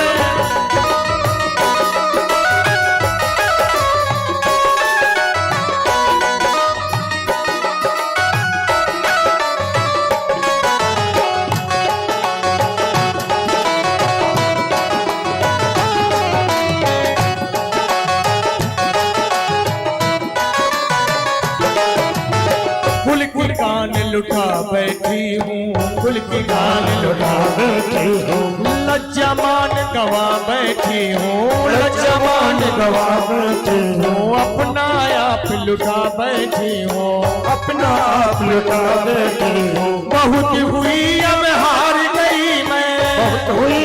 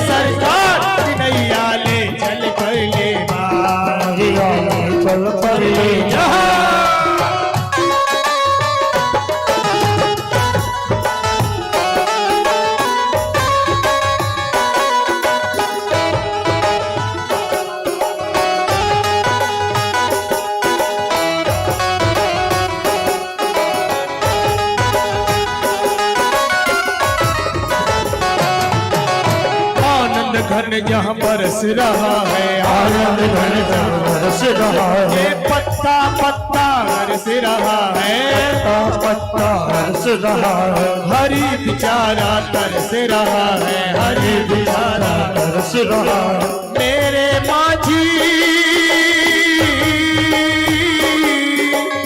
मेरे माझी मेरे नाव के, मेरे माझी को छोड़ा मझधार नैया ले चल परले चल परले नैया ले चल परले हो नैया चल परले। और जहाँ विराजे राधा रानी, जहाँ विराजे राधा रानी, जहाँ विराजे राधा रानी, अलबेली सरकार नैया ले चल परले नैया ले चल परले नैया ले चल परले हो नैया ले चल परले नैया ले चल परले नैया ले चल परले नैया ले चल परले। प्रहलाद जी बड़े आनंद के साथ कीर्तन कर रहे थे। जो ही मानो आज प्रहलाद के साथ जितने भी असुर बालक हैं सबके साथ कीर्तन करने लगे। स्वयं गुरु पुत्र भी आया, वो भी कीर्तन करने लगे। लेकिन कीर्तन की आवाज जो ही हिरण्यकश्यप को सुनाई दिया, महाराज हिरण्यकश्यप को देखते ही महाराज सब के सब कीर्तन छोड़ दिया। लेकिन प्रहलाद बड़े आनंद के साथ अपने कन्हैया को पुकार रहे थे। लेकिन हिरण्यकश्यप ने तुरंत प्रहलाद को पकड़ लिया और कहा कि बताओ तुम्हारे विष्णु कहाँ हैं? अशोक प्रहलाद बोले सर्वत्र, बोले यदि सर्वत्र तो मया कथम न दृश्यते। यदि सब जगह तुम्हारे विष्णु हैं तो मैं क्यों नहीं, मुझे क्यों नहीं दिखाई देता है? प्रहलाद जी ने कहा पिताजी पुकार होना चाहिए मेरे समान। तो कहा तो पुकारो अपने विष्णु को, है कहाँ? प्रहलाद जी ने कहा कहाँ नहीं है, जित देखो तित श्याम में। तो बोले इस खंभे में भी तेरा विष्णु है। आज एक भक्त के वचन को सत्य करने के लिए और प्रहलाद के पुकार आज भी कोई प्रहलाद जी के तरह पुकारते हैं तो मेरे प्रभु दौड़े चले आते हैं। आज जो ही कहा प्रहलाद जी मेरे प्रभु सर्वत्र है। हिरण्यकश्यप ने कहा यदि सर्वत्र तो मया कथम न दृश्यते, मैं क्यों नहीं देख रहा हूं? बोले देखो इस खंबे में भी मेरे भगवान हैं। आज अपने भक्त के वचन सत्य करने के लिए भगवान तुरंत नरसिंह रूप धारण कर खंबे से प्रकट हो गए। बोले नरसिंह भगवान की जय हो। महाराज नरसिंह भगवान के विशाल रूप को देखकर बड़े बड़े दांत महाराज गर्जना करते हुए नरसिंह भगवान आ रहे हैं। महाराज हिरण्यकश्यप ने आज तक इस रूप को देखा ही नहीं। हिरण्यकश्यप ने झट से पकड़ लिया। भयंकर युद्ध चला, दोनों में भयंकर युद्ध चल रहा है। महाराज देखते ही देखते नरसिंह भगवान ने कहा तुम ब्रह्मा की एक एक बात याद कर लो। जब महाराज गोधूलि की समय हुआ तुरंत नरसिंह भगवान सोचा कि अब इसका उद्धार करना चाहिए। मानो हिरण्यकश्यप ने कहा कि नहीं मैं रात्रि में मर सकता हूँ नहीं दिन में। बोले नहीं रात्रि है नहीं दिन है, यहाँ गोधूलि की समय। फिर भी हिरण्यकश्यप अपने बल का प्रयोग किया। अंत में कहा कि नहीं मैं मनुष्य से मर सकता हूँ नहीं पशु से। बोले नहीं मैं मनुष्य हूँ नहीं पशु हूँ। अंत में कहा कि मैं ब्रह्मा की सृष्टि से नहीं मर सकता हूँ। बोले ब्रह्मा मेरी सृष्टि क्या है? फिर कहा मैं नहीं अस्त्र से मर सकता हूँ। बोले नहीं शस्त्र से। भगवान ने बोले मैं तुम्हें नहीं अस्त्र से मारूंगा नहीं शस्त्र से, और अपने नाखून दिखाया। देखते ही देखते हिरण्यकश्यप को अत्रि फाड़ दिया। बोले नरसिंह भगवान की जय। और उनके अंतरमाली को भगवान ने तुरंत अपने गले में धारण कर लिया। और प्रहलाद जी महाराज आज भगवान के क्रोध शांति नहीं हो रहे थे। समस्त देवता ने भी स्तुति की, स्वयं लक्ष्मी भी घबरा गई। लेकिन जो ही प्रहलाद जी आया, प्रहलाद 40 मंत्रों के द्वारा भगवान के विलक्षण स्तुति करते हैं। समय हो चुका है, यह स्तुति हम कल बताएंगे। और कल देखिए कल भगवान वामन की चरित्र भी है। प्रातः काल हम सब भगवान वामन के चरित्र का आनंद लेंगे। और महाराज सबके द्वार पर भगवान वामन आएंगे। महाराज प्रहलाद जी को अपने गोद में भगवान नरसिंह बैठा लिया। और महाराज बार बार भगवान ने कहा प्रहलाद मुझे आने में जो विलंब हुई है इसके लिए मैं क्षमा चाहता हूँ। बड़ा विलक्षण भाव है, समय हो चुका है। आइए हम सब सुबह की तरह सब खड़े होकर झूमते हुए महाराज एक बार भाव के साथ सब मोहन से दिल लगाते हुए, प्रेम लगाते हुए महाराज स्वयं को अपने आप ठाकुर जी के नजदीक पहुंचे। सब खड़े होकर फिर झूमते रहिए और फिर प्रसाद लेकर सब हम प्रस्थान करेंगे, आरती के दर्शन करेंगे। आइए एक भजन का आनंद लेते हैं। मोहन से दिल क्यों लगाया है ये मैं जानूं या वो जाने। मोहन से दिल के लगाया है ये मैं जानूं या वो जाने। छलिया से दिल क्यों लगाया है ये मैं जानूं या वो जाने। छलिया से दिल क्यों लगाया है ये मैं जानूं या वो जाने। ये मैं जानूं या वो जाने, ये मैं जानूं या वो जाने।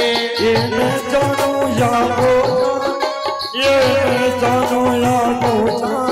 मोहन से दिल को लगाया है ये मैं जानूं या वो जाने। मोहन से दिल क्यों लगाया है ये मैं जानूं या वो जाने।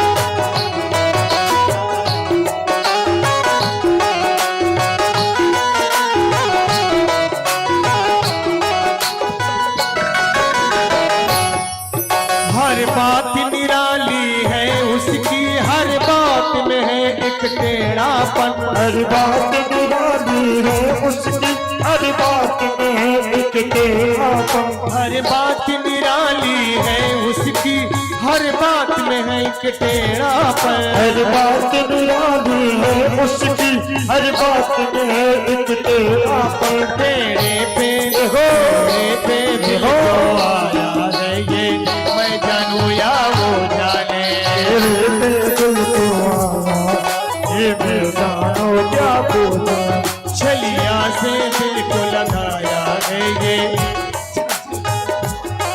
छलिया से दिल को लगाया है मैं जानूं या। देखिए झांकी का भी फोटो लीजिए और सब झूमते हुए भगवान नरसिंह के साथ व प्रहलाद जी के साथ सब दोनों हाथ को एक बार उठाइए और भाव के साथ राधा रानी के निकट पहुंचिए और ठाकुर जी का गुणगान गाते रहिए और प्रेम से सुनिए। सब सावरा मेरा सावरा, सावरा मेरा सावरा, सावरा मेरा सावरा, सावरा मेरा सावरा। आहा सावरा मेरा सावरा, सावरा मेरा सावरा।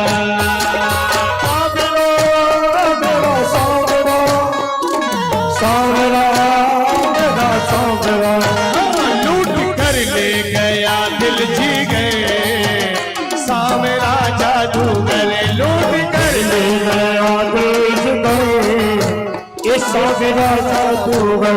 लूट कर ले गया दिल जी गए, सावरा जादूगर लूट कर ले गया दिल गए सावरा जादूगर। मेरा सावरा, मेरा सावरा, सावरा मेरा सावरा। सावरा मेरा सावरा, सावरा मेरा सावरा।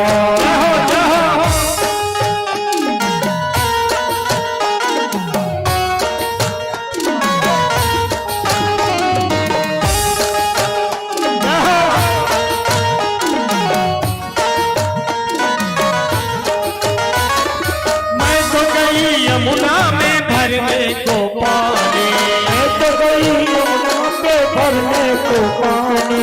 देख छवि सावरे की हुई मैं दीवानी।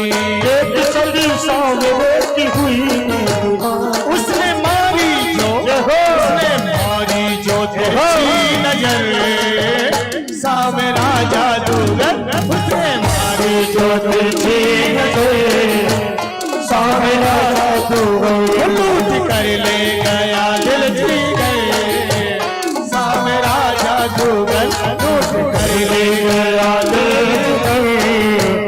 सावरा जादू मेरा सावरा सावरा सावरा मेरा सावरा सावरा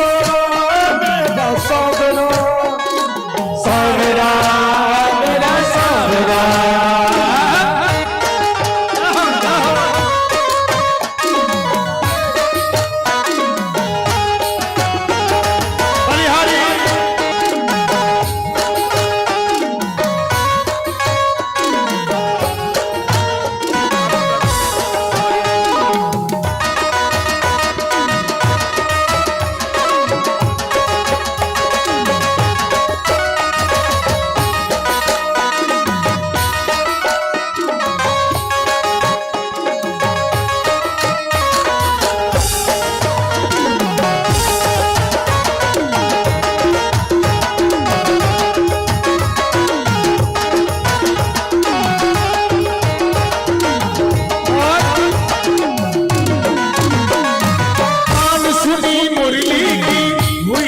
दीवानी तान सुनी मुरली की हुई मैं दीवानी हो तान सुनी मुरली की हुई मैं दीवानी तान सुनी मुरली की हुई मैं दीवानी भूल गई लोक लाज सुध बुध बिसरानी भूल गई लोक लाज सुख बुध बिसरानी छोड़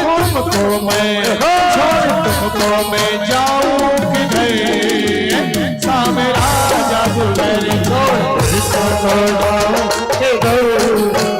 सावरा जादूगर लूट कर ले गया दिल जी गए सावरा जादूगर झूठ कर ले गया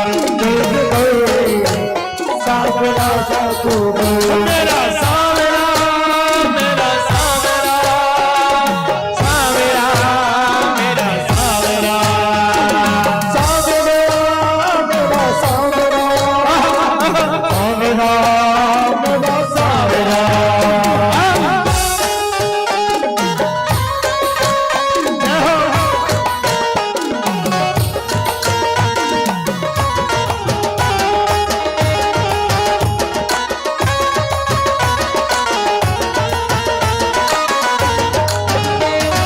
बांध ली है मैंने तुमसे आशा की लड़ियां तुमसे आशा की लड़िया ये है तमन्ना बस जीवन की घड़ियां तेरे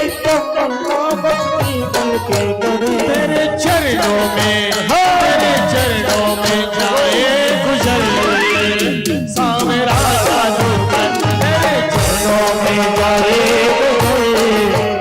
सावरा जादूगर लूट कर ले गया दिल जी गए सावरा जादूगर सावरा जादूगर लूट कर ले गया दिल जी गए सावरा जादूगर लूट कर ले गया दिल जी गए सावरा लूट कर ले गया दिल जी गए सावरा जादूगर लूट कर ले गया दिल जी गए जादूगर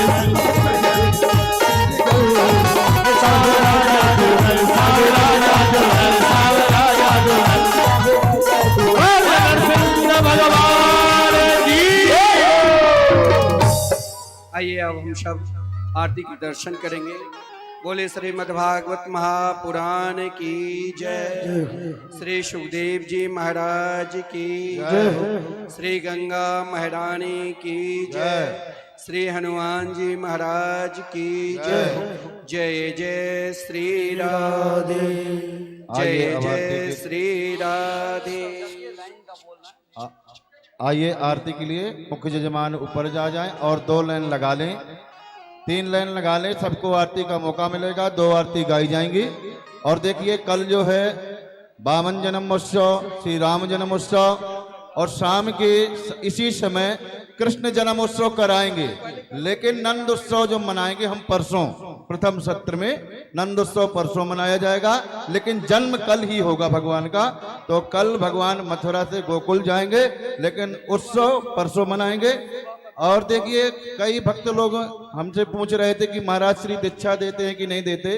दीक्षा अगर जिसको लेना है तो 7 से 9 का समय उपयुक्त रहेगा। जो भी महाराज से जुड़ना चाहते हैं, मिथिला कुंज आश्रम से, वृंदावन से, नाम में या महाराज जी से दीक्षा में लेना चाहें, या नाम संकीर्तन में जुड़ना चाहें, नाम में भगवान महाराज श्री के यहाँ आज 36 वर्ष से अखंड युगल नाम संकीर्तन चल रहा है। तो जिसको भी नाम में सहयोग करना है, या महाराज जी के आश्रम से जुड़ना है, ट्रस्ट से जुड़ना है, या कुछ आश्रम के लिए दान देना है, तो महाराज श्री से संपर्क कर सकते हैं, मेरे से संपर्क कर सकते हैं। क्योंकि महाराज श्री का आश्रम ATG है।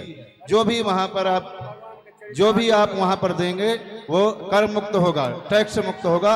और कल ब्राह्मण भगवान का उत्सव बड़े धूमधाम से मनाएंगे, और राम जन्मोत्सव और कृष्ण जन्मोत्सव भी परसों मनाएंगे, लेकिन जन्म कल होगा। जय श्री राधे। आइए अब आरती के दर्शन करें। 2 लाइन में आप खड़े हो जाइए, अव्यवस्थित नहीं करें। 3 लाइन लगा लीजिए, सबको समय मिलेगा आरती का। जय श्री राधे। ओम चंद्रमा मनसो जात चोहो सूर्य अजायता त्रोत्राद्वाय च प्राण च मुखा अग्निराजायता। ओम जय जगदीश हरे स्वामी, जय जगदीश हरे। भक्ति जनों के संकट, दास जनों के संकट, बंदी वाला दूर करे। ओम जय जगदीश हरे। जो ध्यावे फल पावे, दुख बिन सेवन का। स्वामी दुख बिन सेवन का। सुख संपत्ति घर आवे, सुख संपत्ति घर आवे, कष्ट मिटे तन का। ओम जय जगदीश हरे। माते पिता तुम मेरे, शरण कहूँ मैं किसी की। स्वामी शरण कहूँ मैं किसी की। तुम बिन और न दूजा, तुम बिन और न दूजा। आस करूँ मैं किसी की। जय जगदीश हरे। तुम पूर्ण परमात्मा, तुम अंतर्यामी। स्वामी तुम अंतर्यामी। पार ब्रह्म परमेश्वर, पार ब्रह्म परमेश्वर, तुम सबके स्वामी। ओम जय जगदीश हरे। तुम करुणा की सागर, तुम पालन करता।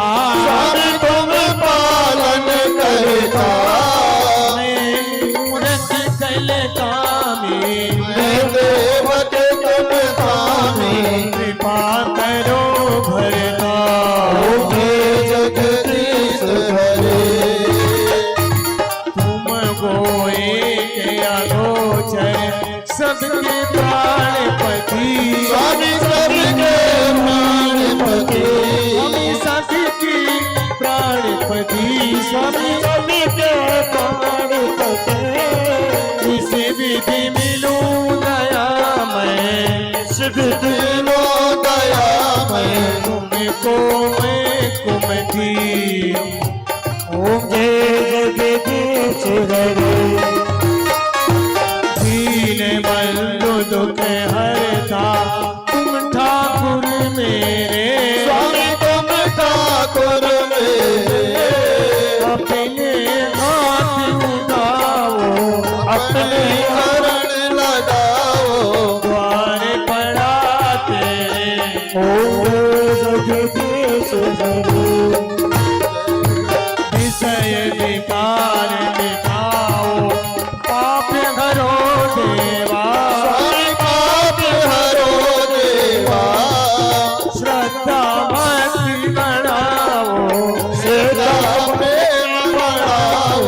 संतन की सेवा। हरे। मन मन धन और जीवन सब कुछ है तेरा, स्वामी सब कुछ है तेरा, तेरा तुझको अर्पण, तेरा तुझको अर्पण, प्याला दे मेरा। ओम जय जगदीश हरे। श्याम सुंदर जी की आरती जो कोई नर गावे, स्वामी प्रेम सहित गावे, कहत शिवानंद स्वामी, भजत हरि हर मन स्वामी, वांछित फल पावे। ओम जय जगदीश हरे। ओम जय जगदीश हरे, स्वामी जय जगदीश हरे। भक्त जनों के संकट, भक्त जनों के संकट हरे दूर करे, ओम जय जगदीश हरे।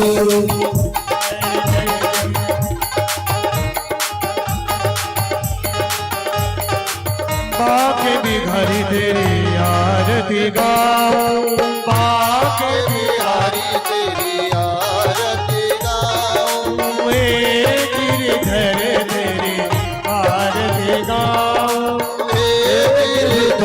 तेरी आरती गाऊं, मोरी मुकुट तेरे शीश पे सोहे, और मुकुट तेरे शीश पे सोहे, प्यारी बंसी मेरो मन मोहे, प्यारी बंसी मेरो मन मोहे।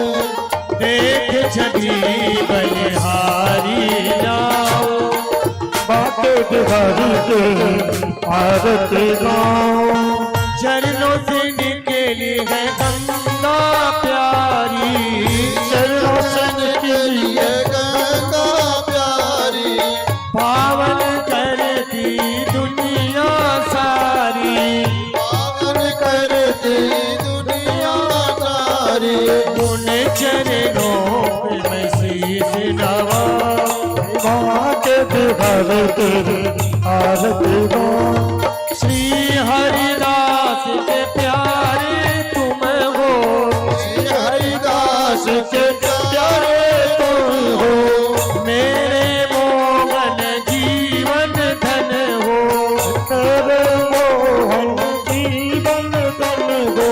देख जुगल छवि बलि बलि जाओ, भाग बिहारी रे आरती गाओ, बाके बिहारी के आरती, तेरी आरती गाओ, तेरी आरती, तेरी आरती गाओ, तेरी आरती ओम जले शीतली गरणम देहो हो शांतिरंदर जगों शांति पृथ्वी शांतिरा। इस प्रकार बढ़ गया था जो छोटे मोटे जीव सब उनके जय जयकार क्या करते थे। जहां हाथी त्रिकुट पर्वत पर निवास करता था वहां 3 कंदरा बहुत प्रबल थे। उन कंदरा में जब वो प्रवेश करता था तो स्वयं को भूल जाते थे। लेकिन हाथी पानी के ज्यादा शौकीन होता है। एक दिन वही हाथी अपना सखे संबंधी पत्नी लड़के बच्चे को साथ में लेकर त्रिकुट पर्वत के निकट एक सुंदर सरोवर था। उन सरोवर में जल क्रीड़ा कर रहे थे, खेल रहे थे। खेलते खेलते महाराज ऐसा विभोर हो गया जो एक विशाल ग्रह ने उनके पांव पकड़ लिया। अब उसने सोचा कि हो सकता है कि छोटे मोटे कोई जीव होगा, बाद में देख लूंगा। यथावत जल क्रीड़ा जल में खेलते रह गया। धीरे धीरे उनकी शक्ति बिल्कुल समाप्त होने लग गई। एकाएक ध्यान दिया तो महाराज विशाल ग्राह, उन ग्राह से उन हाथी ने बरसों लड़ा। कभी महाराज ग्राह को बाहर खींच कर ले आते थे तो कभी ग्राह स्वयं हाथी को बीच मझधार में ले आता। इस प्रकार बहुत दिन तक युद्ध चला, जिस क्रम में लड़के बच्चे सब छोड़ दिया, पुकारा भी नहीं रुके, स्वयं पत्नी भी छोड़कर चली गई। अब उनके जीवन में कोई सहारा ही नहीं रहा। अब उनकी स्थिति ऐसी बन चुकी है जो मात्र जौ भर सूर बचा, चारों तरफ देख रहा है, कोई बचाने वाले नहीं।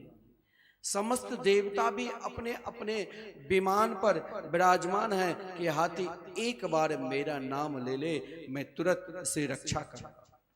लेकिन महाराज आज उनके रक्षक कोई नहीं बना। अंत में वो हाथी सोचा कि मैं किसे पुकारूं। लेकिन एक बात ध्यान देना, यह हाथी की और ग्राह की कथा है, लेकिन ये सब हमारे जीवन पर भी घट सकता है। भागवत एक अध्यात्म है, भागवत कोई कहानी नहीं है, भागवत कोई खिस्सा नहीं है, भागवत कोई आपको मनोरंजन की दृष्टि नहीं है। भागवत में जो भी कथा है वो हमें स्वयं अपने जीवन पर उनका तुलना करना चाहिए कि हमें कैसे जीना है और कैसे अपने मरण को सुधारना है। हाथी कोई और नहीं, हाथी ही जीवात्मा, हम सब जीवात्मा ही इस संसार जो एक बहुत विलक्षण ये संसार रूपी जो पर्वत है, जिस संसार में हम सब जीवात्मा जन्म लिए। लेकिन जब हम इस संसार में आते हैं, इस संसार में आते ही 3 कूट हर व्यक्ति के अंदर प्रवेश करता है। ये मानव शरीर में 3 कूट कौन है कंदरा? तो काम, क्रोध, लोभ। जब हाथी उन कंदरा में प्रवेश करता था तो महाराज सब कुछ भूल जाता था। व्यक्ति जब हम सब मनुष्य उन कंदरा में, यानी ये देह रूपी जो पर्वत है और इन पर्वत में रूपी कंदरा में 3 जो कंदरा है, काम, क्रोध और लोभ। जब हम काम में प्रवेश करते हैं तो महाराज उन कंदरा को देखकर अब अनेक प्रकार की इच्छा होती है। उन कंदरा की सुंदरता के अंत ही नहीं है, काम के अंत ही नहीं है। कहा गया है कामी पुरुष कोई हो, कोई कामी व्यक्ति हो तो संसार के जितनी भी स्त्रियां और संसार के जितने भी धन उसे प्रदान कर दो, तब भी महाराज उनकी इच्छा की पूर्ति नहीं होगी।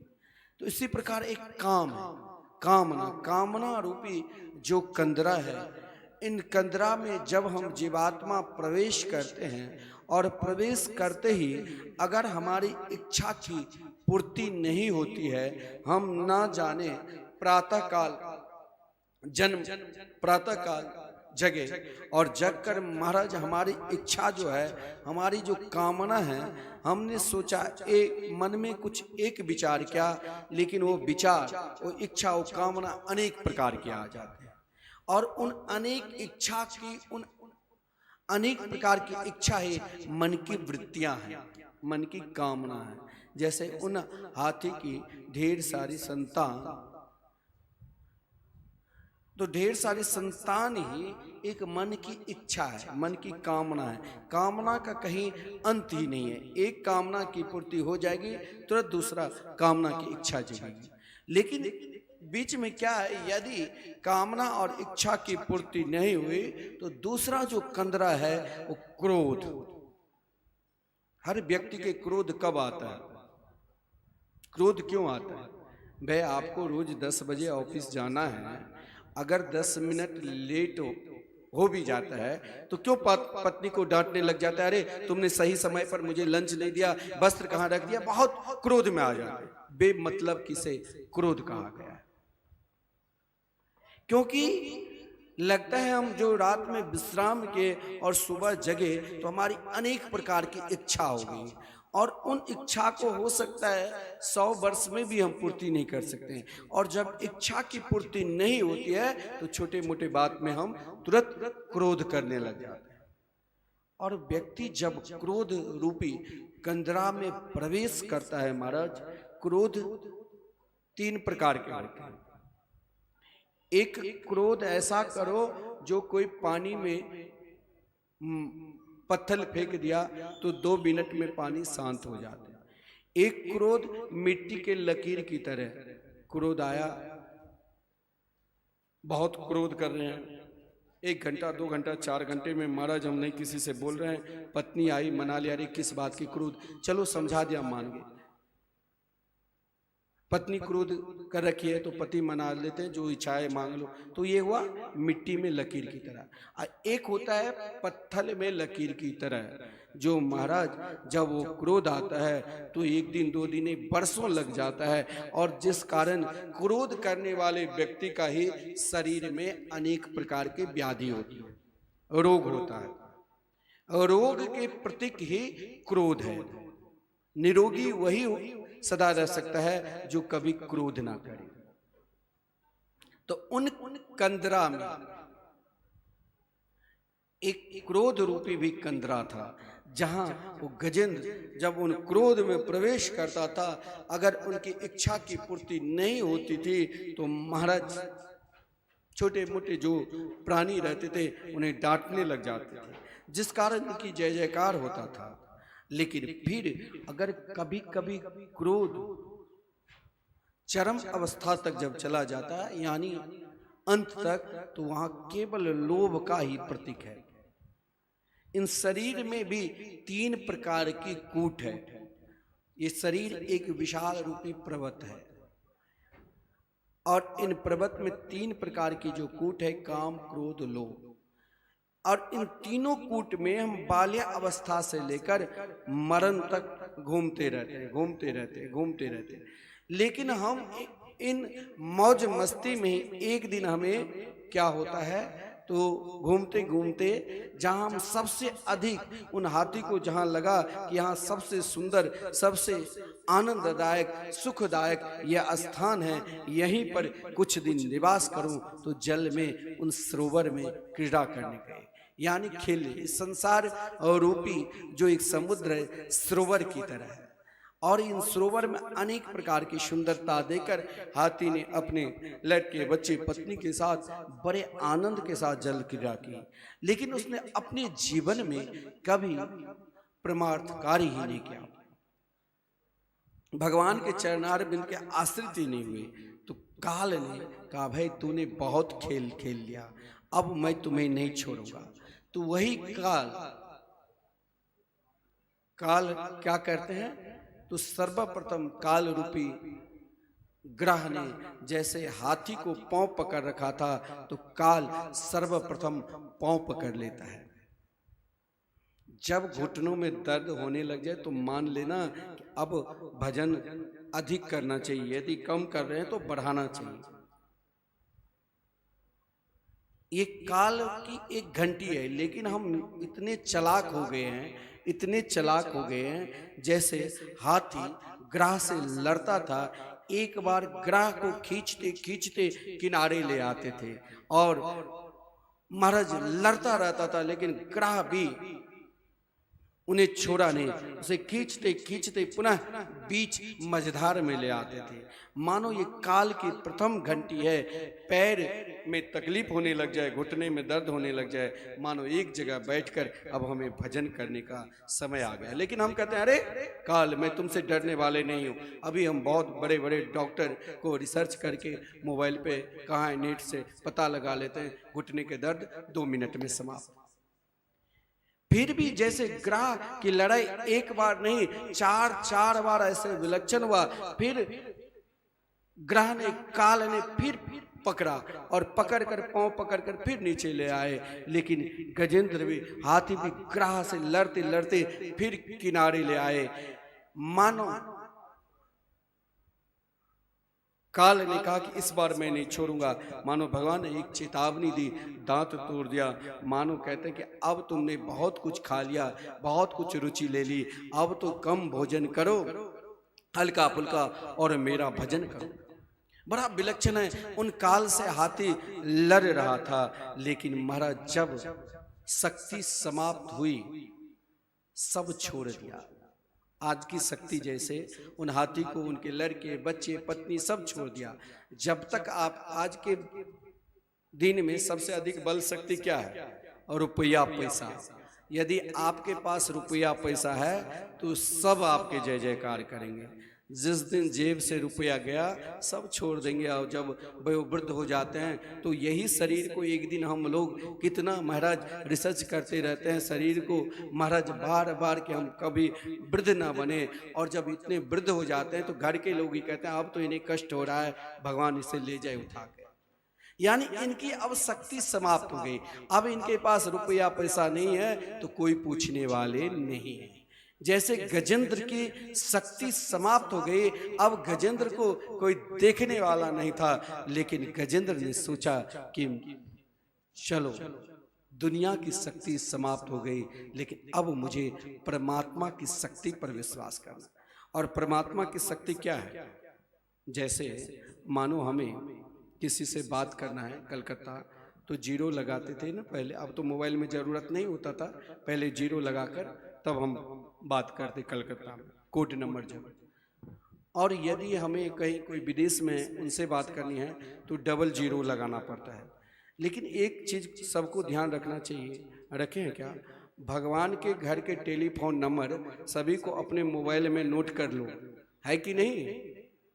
नहीं है किसी के नहीं, बोलते कोई नहीं है, मैं बता दूं। और ये नोट करके रखना पड़ेगा आपको।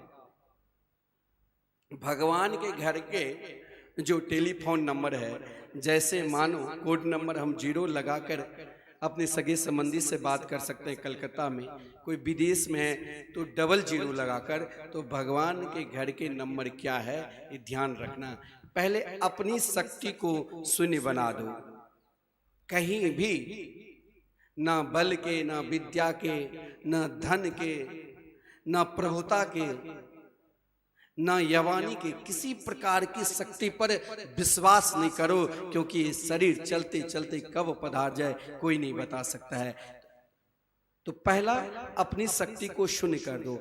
और दूसरा, कभी कभी जब हमारी अपनी शक्ति काम नहीं करती है तो हम दूसरे की शक्ति पर अपने सगे संबंधी को पुकारने लग जाते, भाई अब मेरी रक्षा करो, मेरे पास तो कुछ नहीं है।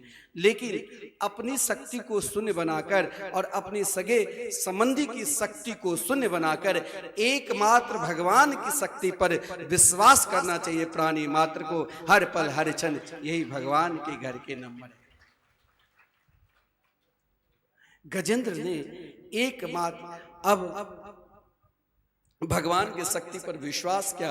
और जो ही भगवान की शक्ति पर विश्वास किया, उस शक्ति का नाम ही है गजेंद्र मोक्ष। और गजेंद्र ने भगवान से प्रार्थना की, ओम नमो भगवते तस्मै यत् एतत् चिदात्मकं पुरुषाया बीजाय परेशाया धीमहि यस्मिन्निदं यदच्छेदं येनेदं यदिदं स्वयं युष्मात् परस्माच्च परस्तं प्रपद्ये स्वयं भुवम्। गजेंद्र जब एकमात्र भगवान की शक्ति पर विश्वास किया, प्राणी जब भगवान की शक्ति पर विश्वास करता है तो उन शक्ति में देवता लोग जितने भी अपने अपने विमान पर विराजमान थे, देवताओं को शक्ति को भी शून्य बना दिया। सगे संबंधी में देवता भी आते हैं, अपने पितर लोग भी आते हैं, अपने पूर्वज भी आते हैं, अपने कुल देवता भी आते हैं। तो समस्त देवता अपने अपने विमान पर विराजमान होकर देख रहे थे कि गजेंद्र एक बार मेरा नाम ले ले, चाहे भोलेनाथ हो, चाहे ब्रह्मा जी हो, चाहे दुर्गा जी हो। लेकिन गजेंद्र जब स्तुति की तो किसी देवता का नाम ही नहीं लिया। कहा जिस परमात्मा की कृपा से सूर्य और चंद्र समय पर प्रकाशित होते हैं, जिन परमात्मा की कृपा से हम कुछ कर ही नहीं सकते, जो परमात्मा हम समस्त प्राणी के अंदर क्षेत्रज्ञ रूप से विराजमान है। क्षेत्र कहते हैं शरीर को और क्षेत्रज्ञ कहते हैं आत्मा को, जो अजन्मा होकर भी जन्म लेते हैं, जिनके अनामी भी नाम है, लेकिन उनके अनामी होकर भी उनके अनेक नाम हैं। गजेंद्र जिस समय प्रार्थना कर रहे थे तो भगवान व्याकुल हो गए, भगवान द्वारका में थे। तो भगवान की व्याकुलता को देखकर लक्ष्मी जी ने कहा कि आप इस प्रकार व्याकुल क्यों हैं? हाथ पकड़ कमला कही कहाँ जात यदुना, हाथों सुनी कमला, थी सुनी गजराज। भगवान जिस समय गजेंद्र की रक्षा करने के लिए महाराज हरि अवतार धारण किए, क्योंकि गजेंद्र के पास अब कोई सहारा ही नहीं था। गजेंद्र उन अथाह सरोवर में, मानो उन अथाह सरोवर में उनके लिए कोई कुछ ऐसा वस्तु भी नहीं था जो भगवान को समर्पित करे। लेकिन भगवान की व्याकुलता को देखकर, देखिए, राधा रानी की कृपा होगी तभी श्री कृष्ण की कृपा होगी, लक्ष्मी जी की कृपा होगी तभी नारायण की कृपा होंगे।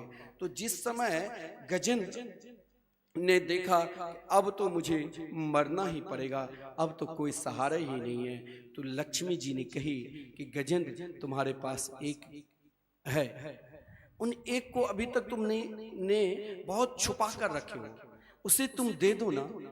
गजेंद्र ने मन ही मन कहा, माता श्री मेरे पास तो अब कुछ बचा ही नहीं, मैं तो स्वयं मरना अवस्था में हूँ, अब तो मेरे पास कुछ है ही नहीं। लक्ष्मी ने कृपा की, क्योंकि नारायण व्याकुल हो गए, क्योंकि नारायण ने जब कहा हाथी की रक्षा करने के लिए जा रहा हूँ, तो उस समय हाँ केवल लक्ष्मी सुनी, लेकिन वहां जाकर भगवान नारायण खड़े हो गए, क्योंकि गजेंद्र के पास एक जो धन हर व्यक्ति छुपा कर रखता है वो जल्दी भगवान को समर्पित ही नहीं करते हैं। आज गजेंद्र भी वो समर्पित नहीं क्या तो स्वयं को, अपने आप को, और अपने आप को जब तक समर्पित नहीं करेगा तो भगवान कैसे मिलेंगे। तो लक्ष्मी जी ने जहां अथाह सरोवर में गजेंद्र उन काल रूपी ग्रह के बिल्कुल मुख के ग्रास बन चुके थे, मात्र जौ भर उनका सूर बचा था, लेकिन लक्ष्मी ने वहीं पर एक पुष्प के माला, कमल पुष्प के माला बिल्कुल गजेंद्र के ऊपर कृपा की और उन कहा कि तुम इन पुष्प को लेकर मेरे प्रभु को समर्पित हो जाओ। यानी गजेंद्र अब आज वो पुष्प ये मत मान लेना कि केवल वो कमल के पुष्प था। आज गजेंद्र भगवान तभी मिलते हैं जब स्वयं को हम धर्म, अर्थ, काम और अपने मोक्ष चारों पुरुषार्थ आज गजेंद्र के लिए वो केवल पुष्प नहीं थे, आज गजेंद्र के लिए वो सर्वस्व थे। और उन सर्वस्व को लेकर प्रभु से प्रार्थना करने लगे, हे मेरे गोविंद, हे मेरे गोपाल, अब मेरी रक्षा करो, अब मेरे पास कुछ नहीं है, अब तो केवल एक देहाभिमान है। इन देहाभिमान को भी मैं आपके श्री चरणों में समर्पित करना चाहता हूँ। हे गोविंद, अब आप ही मेरी रक्षा कर सकते हैं। हे मेरे गोविंद, हे गोपाल, हे गोविंद, हे गोपाल, हे गोविंद, हे गोपाल, हे गोविंद, हे गोपाल, गोपाल राखो शरण, हे गोपाल राखो शरण, अब तो जीवन हारे, अब तो जीवन हे गोविंद, हे गोपाल, हे गोविंद, हे गोपाल, नीर पीवन हेतु गयो, नीर पीवन हेतु गयो, सिंधु के किनारे, सिंधु के किनारे, सिंधु बीच बसत ग्राह, सिंधु बीच बसत ग्राह, चरण धरि पछारे, हे गोविंद, हे गोपाल, हे गोविंद, हे गोपाल,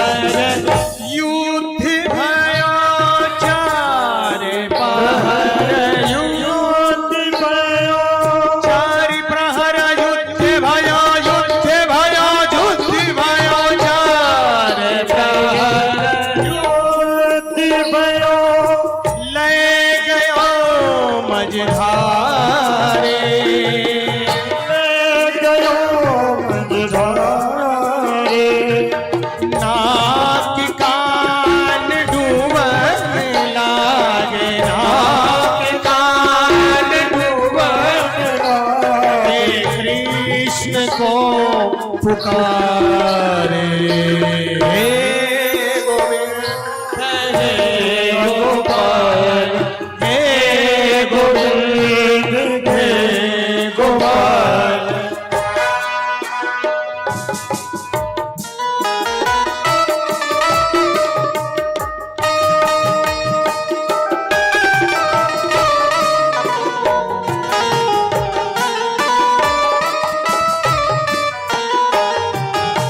द्वारिका में शक्ति भयो, द्वारिका में शक्ति भयो, शोर भयो भारी, शोर भयो भारी। शंख चक्र गदा परम, शंख चक्र गदा करुण तजी सिधारे। हे गोविंद हे गोपाल, हे गोविंद हे गोपाल, हे गोविंद हे गोविंद हे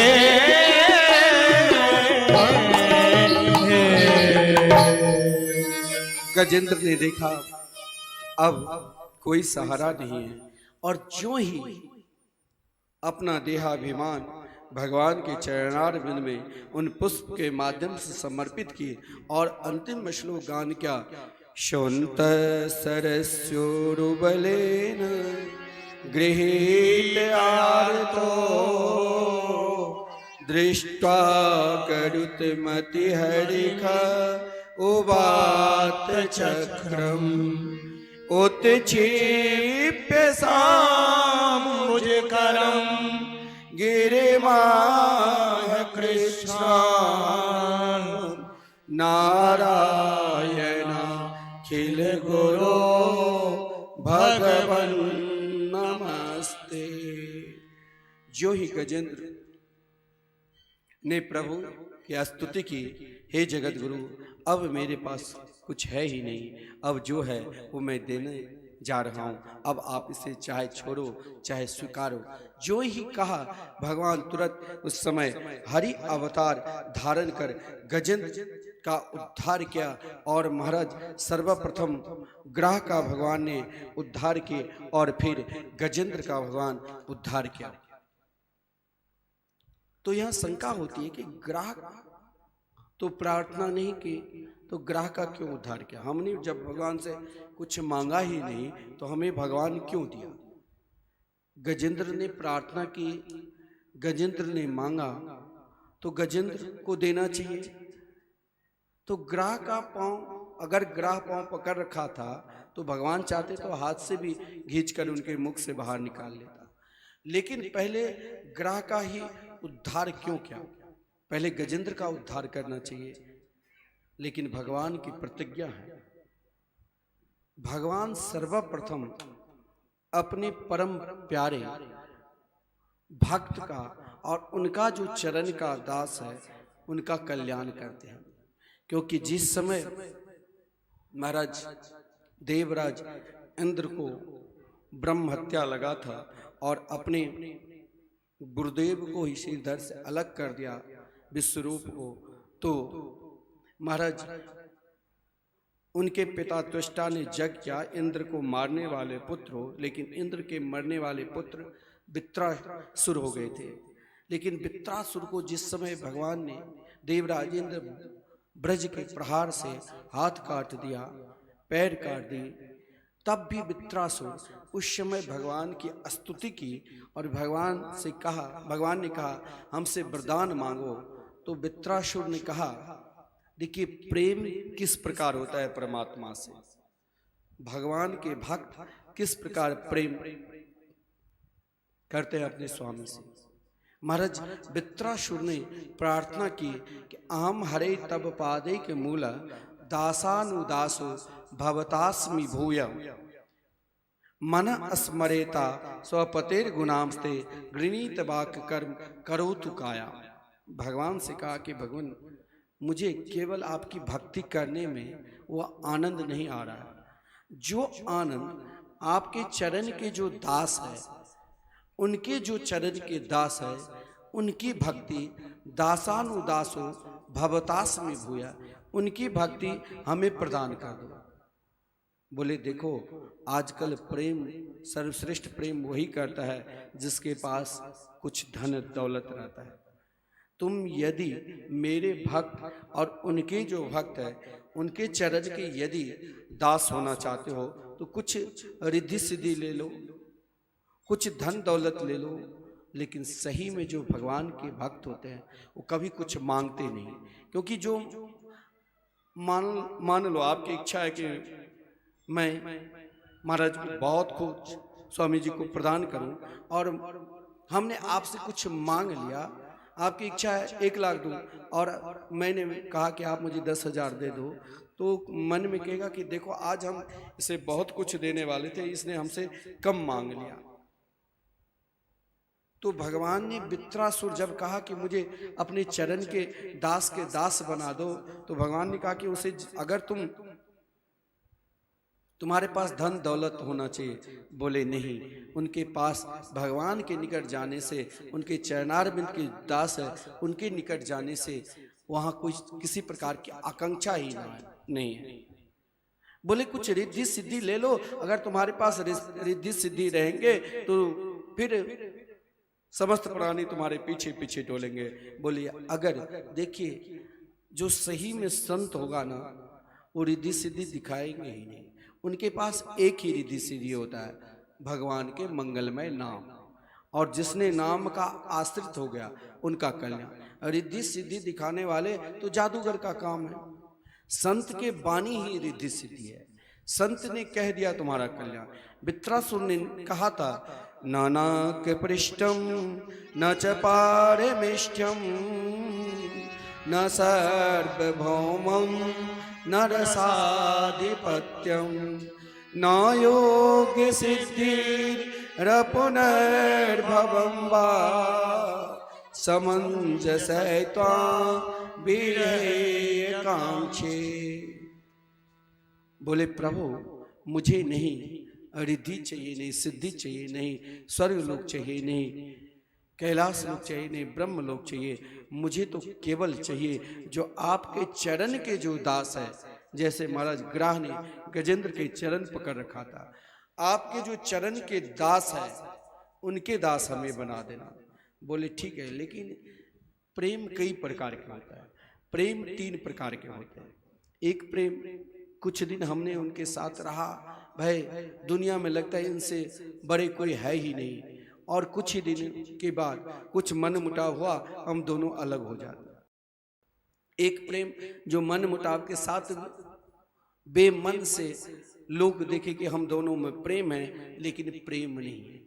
लेकिन तीसरा प्रेम जो है, सो जब वित्रासुर से भगवान ने कहा कि दे दूं, वैष्णव के चरण के दास बना दूं, भक्त के चरण के दास बना दूं, लेकिन वित्रासुर ने कहा कि कुछ होता है जो आज भी कुछ साधु संत महात्मा के पास आश्रम में रहते हैं, कुछ दिन तो बहुत प्रेम दिखाएगा, बाद में वो इतने सिद्ध हो जाते हैं, उसमें आश्रम छोड़कर सोते हैं, अरे भाई हम भी अब कथा करेंगे, प्रवचन करेंगे, हमें भी शिष्य बनाना है, नहीं रहते।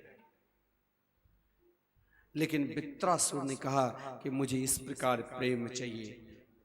प्रेम 3 प्रकार के होता है। पहला, अजात पक्षा इव मातरम खगा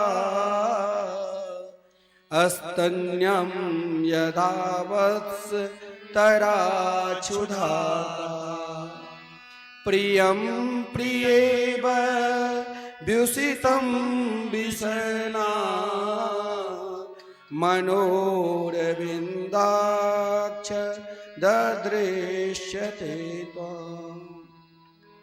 पहला, वित्रासुर ने कहा कि अजात पक्षा इव मातर खगा, जैसे पक्षी घोंसला में छोटे छोटे नन्हे नन्हे चिड़ियाँ प्रतीक्षा कर रही है, कब मेरी माता मेरे पिता मेरे लिए चारा लावे, और घोंसला में महाराज प्रतीक्षा करते रहते हैं। लेकिन बार बार चिल्लाते हैं और जब उनके माता पिता उन्हें अन्न खिला देता है वो चुप हो जाते हैं। लेकिन कुछ ही दिन तक मित्रा भगवान ने कहा कि मैं तुम्हें दे दूं, बोले ऐसा प्रेम नहीं, ये प्रेम एक क्षणिक है। इन प्रेम में एक दिन तो हम बहुत जोड़ लिया, जैसे वही कबूतर एक दिन तो अपनी संतान को बहुत प्रेम से खिलाए, लेकिन जब वही बाद में उनका प्रेम कब कम हो जाता है, जब वो स्वयं उड़ने लग जाता है आकाश में, तब फिर वो कहाँ पक्षी गए और कहाँ उनके माता पिता, नहीं मिलता भी नहीं। ऐसा प्रेम नहीं। दूसरा प्रेम कहा कि अस्तन्यम यथा वत्स तरा छुड़ा था। जैसे एक नई गौ है और गौ ने 2-4 दिन पहले ही बछड़ा को जन्म दिया हो और किसी कारण वसात आज गौ किसी किसान के खेत में फसल खा ली और किसान ने क्रोध में आकर उन गौ को बांध दिया हो, और महाराज इधर बछड़ा भी चिल्ला रहे अपनी माँ के लिए और इधर माँ भी चिल्ला रही है बार बार अपने बछड़े के लिए। उन किसान के हृदय में दया आ गई और उन किसान ने उन गौ को छोड़ दिया। अब गौ कहीं नहीं देखेगी, एक दृष्टि जहाँ उनका प्रेम है अपना बछड़ा के प्रति, वहीं पर दौड़ती हुई भागती हुई जा रही है। भगवान ने कहा दे दूं, बोले ऐसा प्रेम भी नहीं चाहिए। इन प्रेम को भी कम दिन ही संबंध है। जब वही बछड़ा बड़े हो जाते हैं तो गौ कहीं हो जाती है, बछड़ा कहीं चले जाते हैं, उनका प्रेम से कोई लेना देना। भगवान ने कहा तो कौन सा प्रेम चाहिए, तो कहा प्रियम प्रियव व्युसितम विसन्ना। ऐसा प्रेम जैसे एक स्त्री है और उनके पति व्यापार करने के लिए काफी दूर चले गए और कुछ काम से अपनी पत्नी से कही कि हम 10 दिन के बाद लौटेंगे, और कल फोन कर दिया कि कल हम 10 बजे आने वाले हैं। इधर पत्नी श्रृंगार करके तैयार है, बैठी हुई है और बार बार मोबाइल लगाती है कि अब आएंगे, 10 बज गए, 10:15। अब इतनी बेचैन हो जाती है, मोबाइल भी काम नहीं कर रहा है, बैटरी डिस्चार्ज हो गई, इतनी बेचैन हो जाती है, कभी घर कभी बाहर बेचैन, अनेक प्रकार की तर्क वितर्क करने लग जाती है। और महाराज समय निकलते निकलते महाराज 2-4 घंटे आगे निकल गए। अब उनकी जैसी बेचैनी हो जाती है, वही बेचैनी प्रेम में प्रभु मुझे होना चाहिए बांके बिहारी के चरणार में से। और जब उनके पति आ जाते हैं तो क्या प्रसन्नता हो जाती है। उसी प्रकार एक भक्त का लक्षण है प्रियम प्रिय विश्रुतम विसान्ना। तो भगवान ने सोचा कि यहाँ पर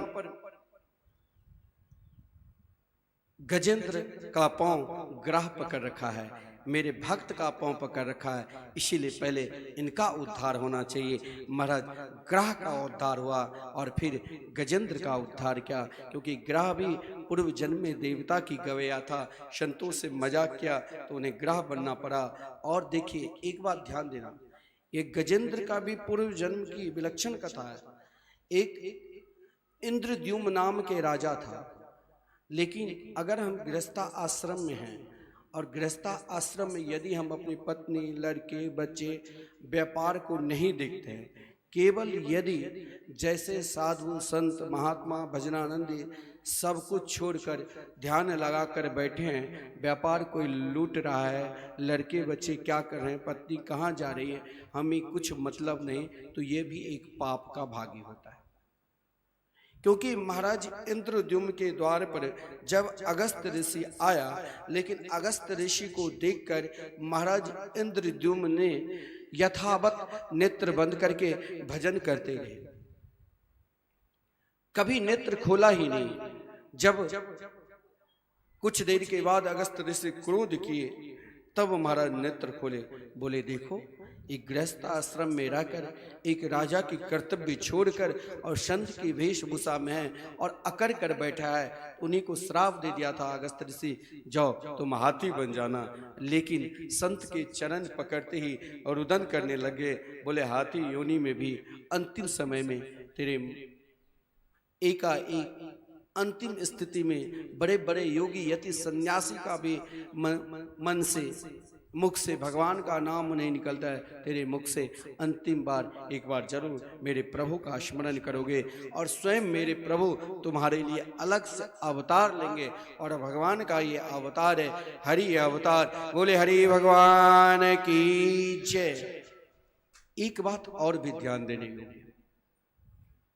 जैसे हम भागवत कराते हैं, मन में इच्छा होती है कि भाई ये तो साधारण फूल है, हम क्यों व्यास गद्दी पे जाकर व्यास जी से ये एक एक फूल ले।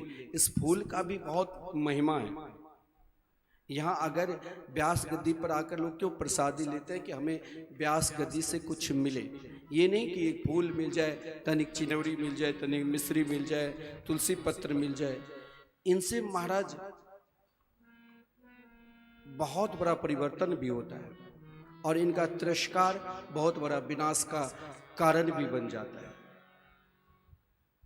अगर मानो किसी के व्यापार में वृद्धि नहीं है, जहाँ धन रखता है, कमाता खूब रुकता नहीं, तो तीर्थ स्थान में जैसे यहाँ भगवान की कथा हो रही है, भगवान शुक्र के तीर्थ में, जहाँ यहाँ एक होता है मूल भागवत जिनकी पूजन होती है, एक होता है जो दैनिक जैसे पाठ वैसे दैनिक मूल रखा जाता है। उनको जहाँ तक जितने प्रसंग होते हैं उन प्रसंग को सामने रख दिया जाता है कि आज इतने प्रसंग हुए।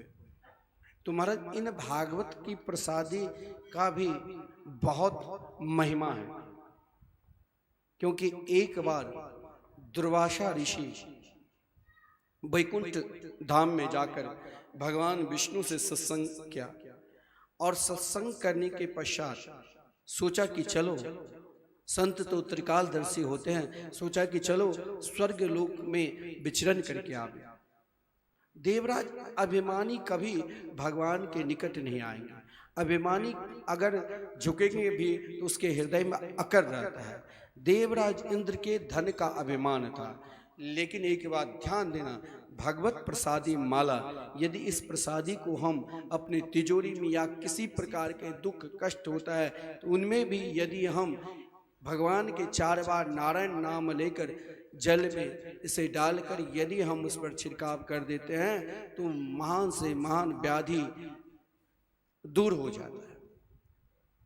लेकिन धन के अभिमान में आकर जैसे देवराज इंद्र ने सामने देखा दुर्वासा ऋषि को, तो ऐरावत हाथी पर जा रहे थे, हाथी से उतरकर दुर्वासा ऋषि के चरणों में प्रणाम किया। दुर्वासा ऋषि ने देखा कि इनके अंदर शालीनता को देखकर अपने गले से भगवत प्रसादी माला निकालकर और मारा सीधे देवराज इंद्र के गले में पहना दिया। देवराज इंद्र उन प्रसादी माला को अनादर कर दिया। बोले महाराज, नित्य हम स्वर्ग में कल्प वृक्ष के माला पहनने वाले इस साधारण फूलों की माला क्या पहनूं?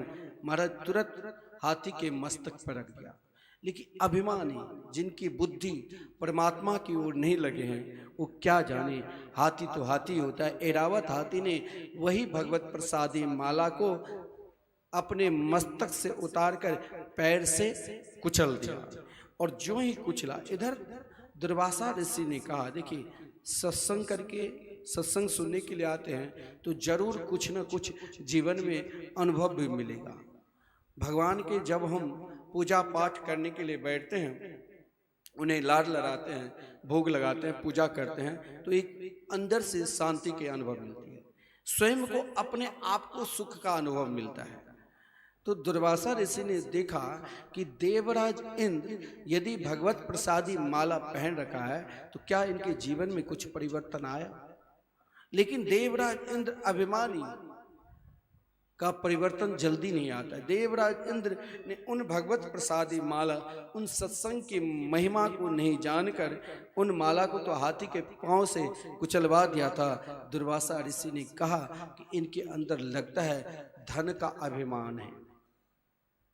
धन के अभिमान के कारण इसने आज तक सत्संग की महिमा को नहीं जान पाए। तुरंत उन्हें दरिद्रता होने के श्राप दे दिया, विपन्न होने की श्राप दे दिया।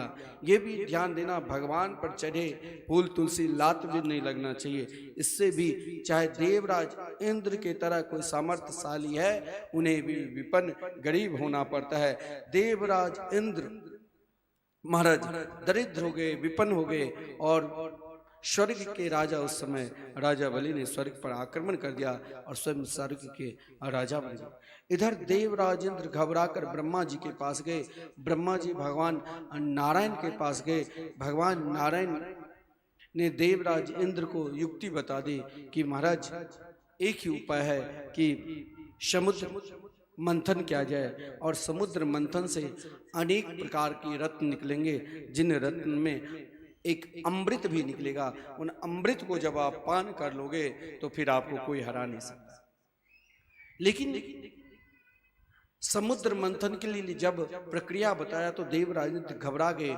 समुद्र मंथन में मंदरगिरी पर्वत को रही और वासुकी नाग को रस्सी और सभी को लेकर चलना पड़ेगा, चाहे सूर हो चाहे असुर हो, तो असुर से भी मित्रता करनी पड़ेगी।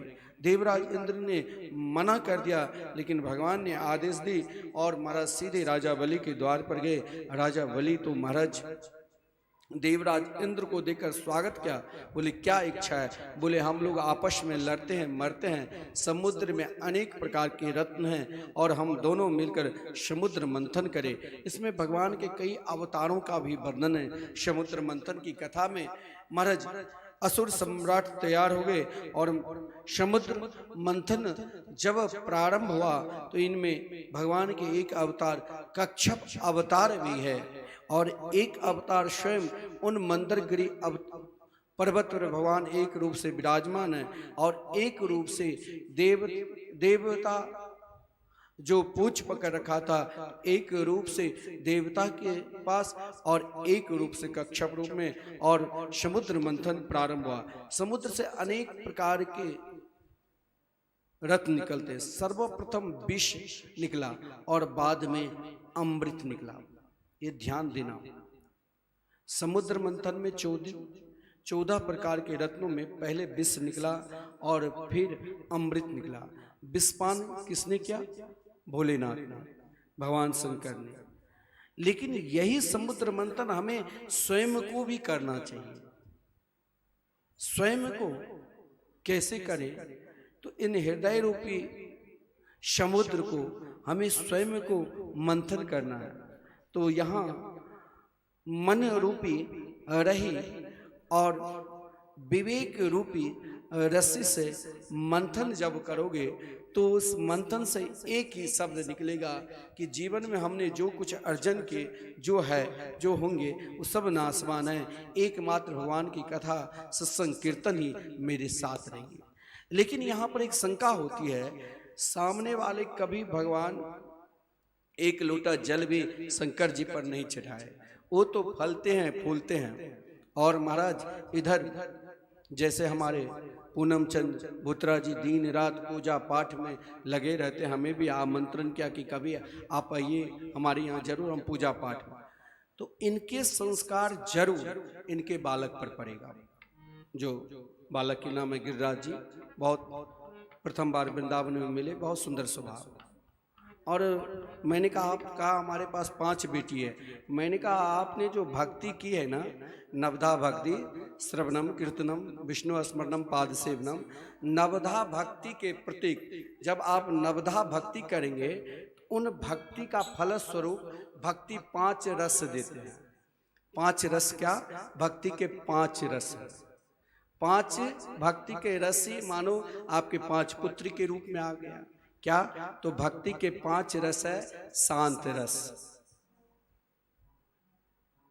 जैसे भगवान किसी प्रकार की तकलीफ भी देता है, जो परम प्रिय भक्त होता है वो शांत होकर उनके सुख में भी, उनके दुख में भी माता कुंती की तरह शांत होकर, भीष्म पितामह के तरह शांत होकर देखते। भक्ति के दूसरा स्वरूप जो रस है वो महाराज दास से रस है। दास जो श्रेष्ठ भक्त वही है, चाहे भगवान कुछ भी कष्ट दे, दुख दे, लेकिन हमें भगवान की भक्ति नहीं छोड़ना है। यहाँ तो आज हमने झोली माला लिया, एक बार सीताराम राधे श्याम बोल दिया तो अगर तनिक खांसी जुकाम भी हो जाते हैं तो तुरंत झोली माला, पूजा पाठ कहाँ गई, सब छोड़ छाड़ के, अरे भगवान की जब से भक्ति की तब से भगवान ने कष्ट दिया, अब की बार कभी भगवान की भक्ति करेंगे ही नहीं। लेकिन सही भक्त तो वो है जो दासत्व, और ये भक्ति का रस है दास भाव। उसके बाद सख्य भाव। सख्य भाव भक्ति के जो रस है वो कौन सा रस है? तो भगवान को अपने पीठ पर कहते हैं कि मुझे अपने पीठ पर बिठाओ। कौन? तो ग्वाल बाल। और उससे भी श्रेष्ठ रस जो है भक्ति के, कौन? तो वात्सल। वात्सल रस भी बड़ा विलक्षण है। वात्सल रस के विषय में बड़ा विलक्षण कहा गया है। जैसे माता यशोदा ने, और पांचवा रस है माधुरी। मैंने कहा कि आपके पास 5 भक्ति का रस है, और पांचों भक्ति का रस से भगवान की आपने सेवा की, तो आपने गिरिराज जी की परिक्रमा की, तो गिरिराज जी एक रूप से आगे पुत्र के रूप में, और वो आपके पांचों जो पुत्री भक्ति रूपी पुत्री है, उन्हें शव को गिरिराज जी ध्यान रखेंगे। तो ये भक्ति का 5 रस के बाद ही भगवान ये जो वैजयंती के माला जो पहनते हैं वो उनकी शोभा नहीं बढ़ा सकते। ये भगवान की शोभा जो है वो भक्ति का रस को ही सदा अपने गर्दन में धारण करके भगवान विचरण करते हैं माला के रूप में। वो भक्ति का रस। तो भगवान की भक्ति जब हम करने लग जाते हैं तो हो सकता है कुछ हमें कष्ट मिल जाए। कष्ट दुख एक प्रकार की विष की तरह ही होता है। लेकिन महाराज जिस समय समुद्र मंथन से विष निकला तो महाराज विष को देखकर सब घबरा गए। भगवान की भक्ति पर जब हम चलते हैं उस समय यदि हमारे जीवन में दुख आ जाता है, कष्ट आ जाता है, तो हम सब घबरा जाते हैं, बेचैन हो जाते हैं। लेकिन उस समय बेचैन नहीं होना चाहिए। जब समुद्र से मंथन से विष निकला तो देवता लोग, दानव लोग सबके सब घबरा गए, बेचैन हो गया। लेकिन बृहस्पति जी ने कहा गोविंद स्मर्यामास, भगवान का स्मरण करो। जब जीवन में दुख आवे तो अत्यधिक पहले से भी ज्यादा भगवान का स्मरण करना चाहिए। और जब भगवान का स्मरण करोगे, यानी हम भगवान की भक्ति करते हैं, क्योंकि देवगुरु बृहस्पति जी ने कह दिया था कि देखो विष प्राप्त कर घबराना नहीं, और अमृत प्राप्त कर क्रोध भी मत कर लेना। यानी हम भगवान की भक्ति करते हैं और यदि हमें नोटों की गड्डी के गड्डी मिलने लग जाए तो भी उतना क्रोध नहीं कर लेना चाहिए, उतना अभिमानी नहीं हो जाना चाहिए। क्योंकि असुर ने अभिमान किया तो उसे अमृत नहीं मिले, देवता ने भगवान का स्मरण किया तो अमृत भी मिले। तो कहने का तात्पर्य विष का पान के अधिकारी कौन है? तो देवता लोग घबरा गए, भगवान का स्मरण करने लगे। बृहस्पति जी ने कहा चलो भोलेनाथ के पास, क्योंकि विष का पान भगवान शिव ही कर सकते हैं जो सबका कल्याण करें। भोलेनाथ के पास जाकर भोलेनाथ का शब्द गुणगान करने लगे। हे भोले शंकर, जिसकी जटा से स्वयं माता गंगा प्रभावित हुई है और समस्त प्राणियों का कल्याण किए हैं, अब आप इस विष का पान करो। समस्त देवता पुकार रहे हैं, हम सब भी पुकारे। भोले शंकर की जय, भोले शंकर की जय, भोले बाबा की जय, भोले शंकर की जय, भोले बाबा की जय, त्रिपुरारी की जय, पालनहारी की जय, त्रिपुरारी की जय, हरे की जय भोले बाबा की जय, भोले शंकर की जय, भोले बाबा की जय, भोले शंकर की जय, त्रिपुरारी की जय, पालनहारी की जय, त्रिपुरारी की जय, पालनहारी की जय। शंकर भोले भंडारी, हो तुम जन जन के हितकारी। शंकर भोले भंडारी, तुम जन जन के हितकारी।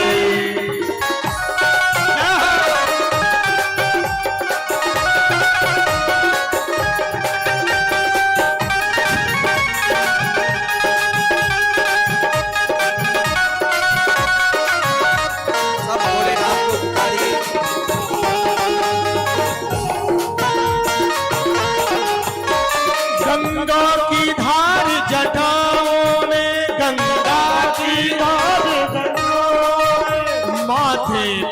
चंद्र कलाओं में बाधे कर माला सर्पों की डारी, माला सर्पों की डारी, हो तुम जन जन के हितकारी, हो तुम जन जन के हितकारी। शंकर भोले भंडारी, तुम जन जन के हितकारी। शंकर भोले भंडारी, तुम जन जन के हितकारी।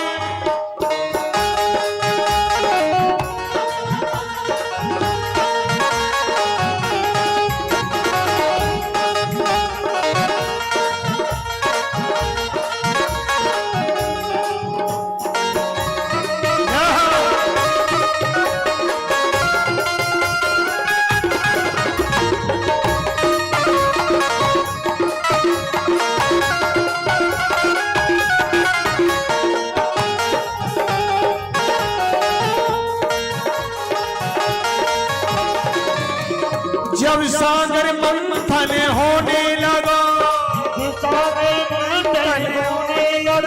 जब सागर मंथन होने लगा, जब सागर मंथन होने लगा, तब कालकूट विष था निकला, तब कालकूट निकला, बन गई मुसीबत भारी, बन गई मुसीबत भारी। हो तुम जन जन के हितकारी, हो शंकर भोले भंडारी, तुम जन जन के हितकारी। हो शंकर भोले भंडारी, तुम जन जन के हितकारी। शंकर भोले भंडारी, तुम जन जन के हितकारी।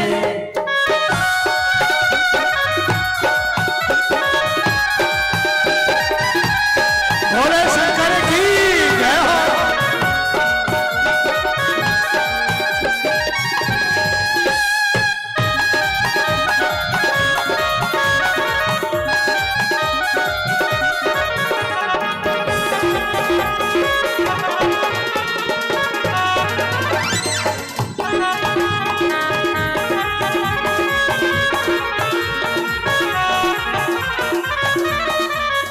डम डम डम डम रूबाज उठा, डम डम डम डम रूबाज उठा, डम डम डम डम रूबाज उठा, अमृत देवों को दान दिया, अमृत देवों को दान दिया। शिव ऐसे परि उपकारी, शिव ऐसे परि उपकारी, हो तुम जन जन के हितकारी। हो भंडारी, तुम जन जन के हितकारी।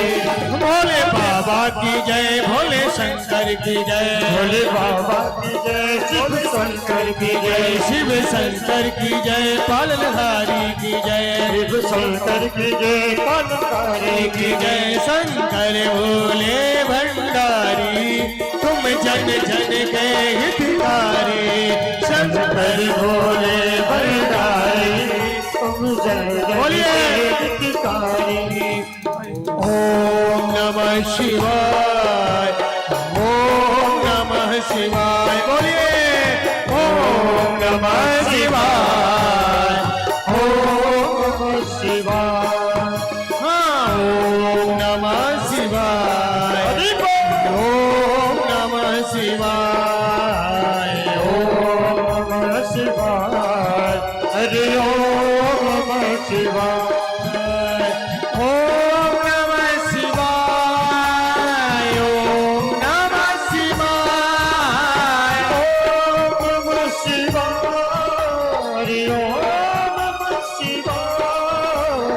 ओम नमः शिवाय, हरि ओम नमः शिवाय, ओम नमः शिवाय, काली हरि ओम नमः शिवाय। ओम नमः शिवाय, हरि ओम नमः शिवाय।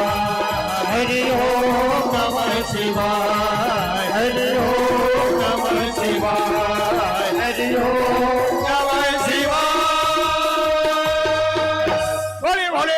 शंकर भगवान की जय हो। नमः पार्वती पतये हर हर महादेव। समस्त देवता ने भोलेनाथ से प्रार्थना की। भोलेनाथ ने माता भवानी से अनुमोदन लेकर विषपान किया। देखिए, जिस समय विषपान कर रहे थे तो भोलेनाथ ने सोचा कि मेरे अंतरात्मा में तो राधा मोहन ठाकुर जी के विराजमान हैं और बाहर यदि प्रकट करूं तो जनता को कष्ट होंगे। उन विष को अपने कंठ के पास रख दिया और भोलेनाथ का एक नाम पड़े, नीलकंठ महादेव। बोले नीलकंठ भगवान की जय। यानी विष को क्रोध भी कहा गया। जब क्रोध आवे, यदि हम क्रोध अपने अंदर रखेंगे तो स्वयं को अनेक प्रकार के दुख प्राप्त करेंगे। यदि हम क्रोध को ऐसा क्रोध मत कर लेना चाहिए जो किसी का तकलीफ हो। क्रोध भी एक प्रकार के विष की तरह है। भगवान श्री कृष्ण से पूर्व पहले माता गौ की अवतार लेती है। इसीलिए कहा गया है गौ की सेवा गोविंद की सेवा, क्योंकि श्री कृष्ण से पहले गौ माता आती है। समुद्र से अनेक प्रकार के समुद्र मंथन से रत्न निकला। महाराज उच्चेश्रवा नाम के घोड़ा जो असुर सम्राट लिया, ऐरावत हाथी देवराजेंद्र को मिले। कौस्तुभ मणि भगवान ने कौस्तुभ मणि इसलिए लिया, जो भक्त मेरे को पुकारते उसे मैं अपने कौस्तुभ मनुक की तरह सदा रखता हूँ। अप्सराएं निकली, चंद्रमा। लेकिन 8वें रत्न के रूप में लक्ष्मी जी की जब प्रागट हुई, ये भागवत में एक बहुत सिद्ध मंत्र है लक्ष्मी प्राप्ति के लिए। कोई व्यक्ति धन कमाता है और बरकती नहीं होती है, तो इस मंत्र की उपासना से कम नित्य 108 बार पाठ करने से इनके अनुष्ठान बहुत विलक्षण हैं। और यदि अनुष्ठान के विषय में न ज्ञान है तब भी लक्ष्मी प्राप्ति, यानी लक्ष्मी का एक नाम है चला, वो आती है चली जाती है। लेकिन इन मंत्र से लक्ष्मी ठहरती है, क्योंकि ये मंत्र बहुत विलक्षण है। ततश्च आविर्भूत साक्षात् श्रीरमा भगवत् परा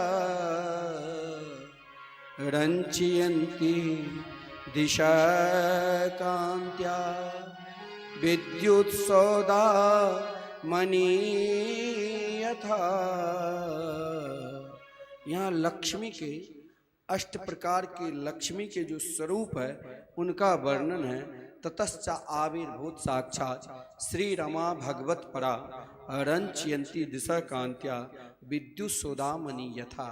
हे महालक्ष्मी, हे लक्ष्मी जी, आप शीघ्र प्रकट लीजिए, शीघ्र आइए, और केवल एक रूप में नहीं। हे लक्ष्मी जी, आपके जो अनेक रूप है, अनेक रूप यानी श्री रमा भगवत परा, जो भगवान केवल अकेली लक्ष्मी आ जाती है तो अभिमान आ जाते हैं, और साथ में भगवान नारायण रहते हैं तो अभिमान नहीं होता है। जो व्यापारी भगवान के साथ लक्ष्मी के लिए उद्यम करता है उनके व्यापार बढ़ता है, और जो भगवान के छोड़कर केवल लक्ष्मी के उद्यम में लगा है तो व्यापार बढ़ता भी है और एकाएक नष्ट भी हो जाता है। और सदा व्यापार, इसीलिए व्यापारी लोग भगवान के अधिक पूजा पाठ करते हैं ताकि नारायण भी साथ में रहे, क्योंकि श्री रमा भगवत परा। और जब रमा लक्ष्मी जी भगवान के साथ प्रकट होते हैं तो रंचयन्ती दिशा कांत्या, उनकी जो कांति है, यानी जब लक्ष्मी आती है व्यापार बढ़ता है तो अपने आप प्रतिष्ठा चारों तरफ, फिर बोलने की जरूरत नहीं, प्रचार करने की जरूरत नहीं, क्योंकि स्वयं लक्ष्मी रंचयन्ती दिशा कांत्या, जिनकी कांति मात्र कैसी कांति है तो विद्युत सौदा मणि यथा। जैसे बिजली तरकती है और उस समय जो बिजली की शोभा होती है वैसे ही लक्ष्मी की शोभा है। ये मंत्र जो भागवत के 8वें स्कंद के 8वें अध्याय के जो 8वां मंत्र है, ये बहुत अनुष्ठान संपुट से बहुत व्यापारी भागवत के पाठ कराते हैं इन मंत्र से। ये अलौकिक मंत्र है। लेकिन लक्ष्मी जिस समय लक्ष्मी जी की प्रागट हुई तो महाराज लक्ष्मी ऐसा कौन व्यक्ति है जो नहीं चाहते, चाहे देवता हो, चाहे असुर हो, चाहे मनुष्य हो, हर प्रकार के प्राणी को लक्ष्मी चाहिए। लेकिन भगवान नारायण जिस समय लक्ष्मी जी का स्वयंवर हुआ तो उस समय भगवान नारायण समुद्र के सुंदर तरंग को देख रहे थे और चारों तरफ लक्ष्मी स्वयंवर को निहार रहे थे और मुस्कुरा रहे थे। लक्ष्मी जी की चाहत हर प्राणी की है, सबकी चाहत है ना, सब चाहते हो ना लक्ष्मी मिले, हाथ उठाओ तो सबकी चाहत है, वो तो कोई छोड़ने वाले नहीं। लक्ष्मी तो सबको चाहिए, लेकिन लक्ष्मी कहाँ रहती है ये भी ध्यान देना।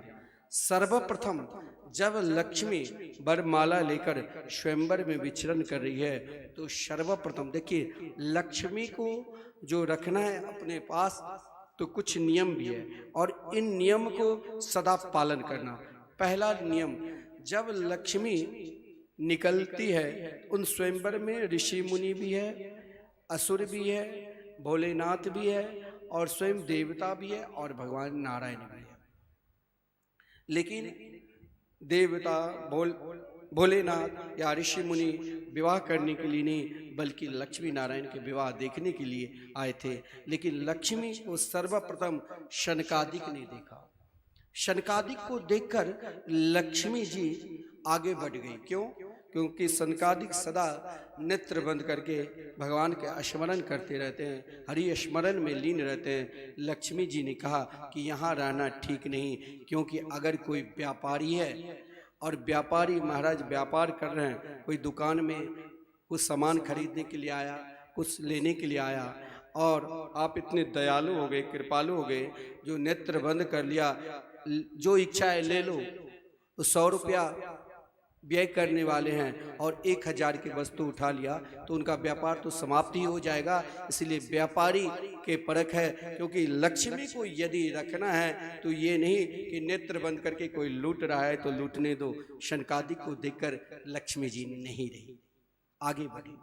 फिर महाराज अब अन्य देवता लोग थे तो घबरा गए। तो सामने महाराज दुर्वासा ऋषि को देखकर लक्ष्मी ने सोचा कि इनमें सब कुछ गुण है, बहुत बड़े तपस्वी है, बहुत बड़े ज्ञानी हैं, लेकिन महाराज बात बात में क्रोध कर लेते हैं।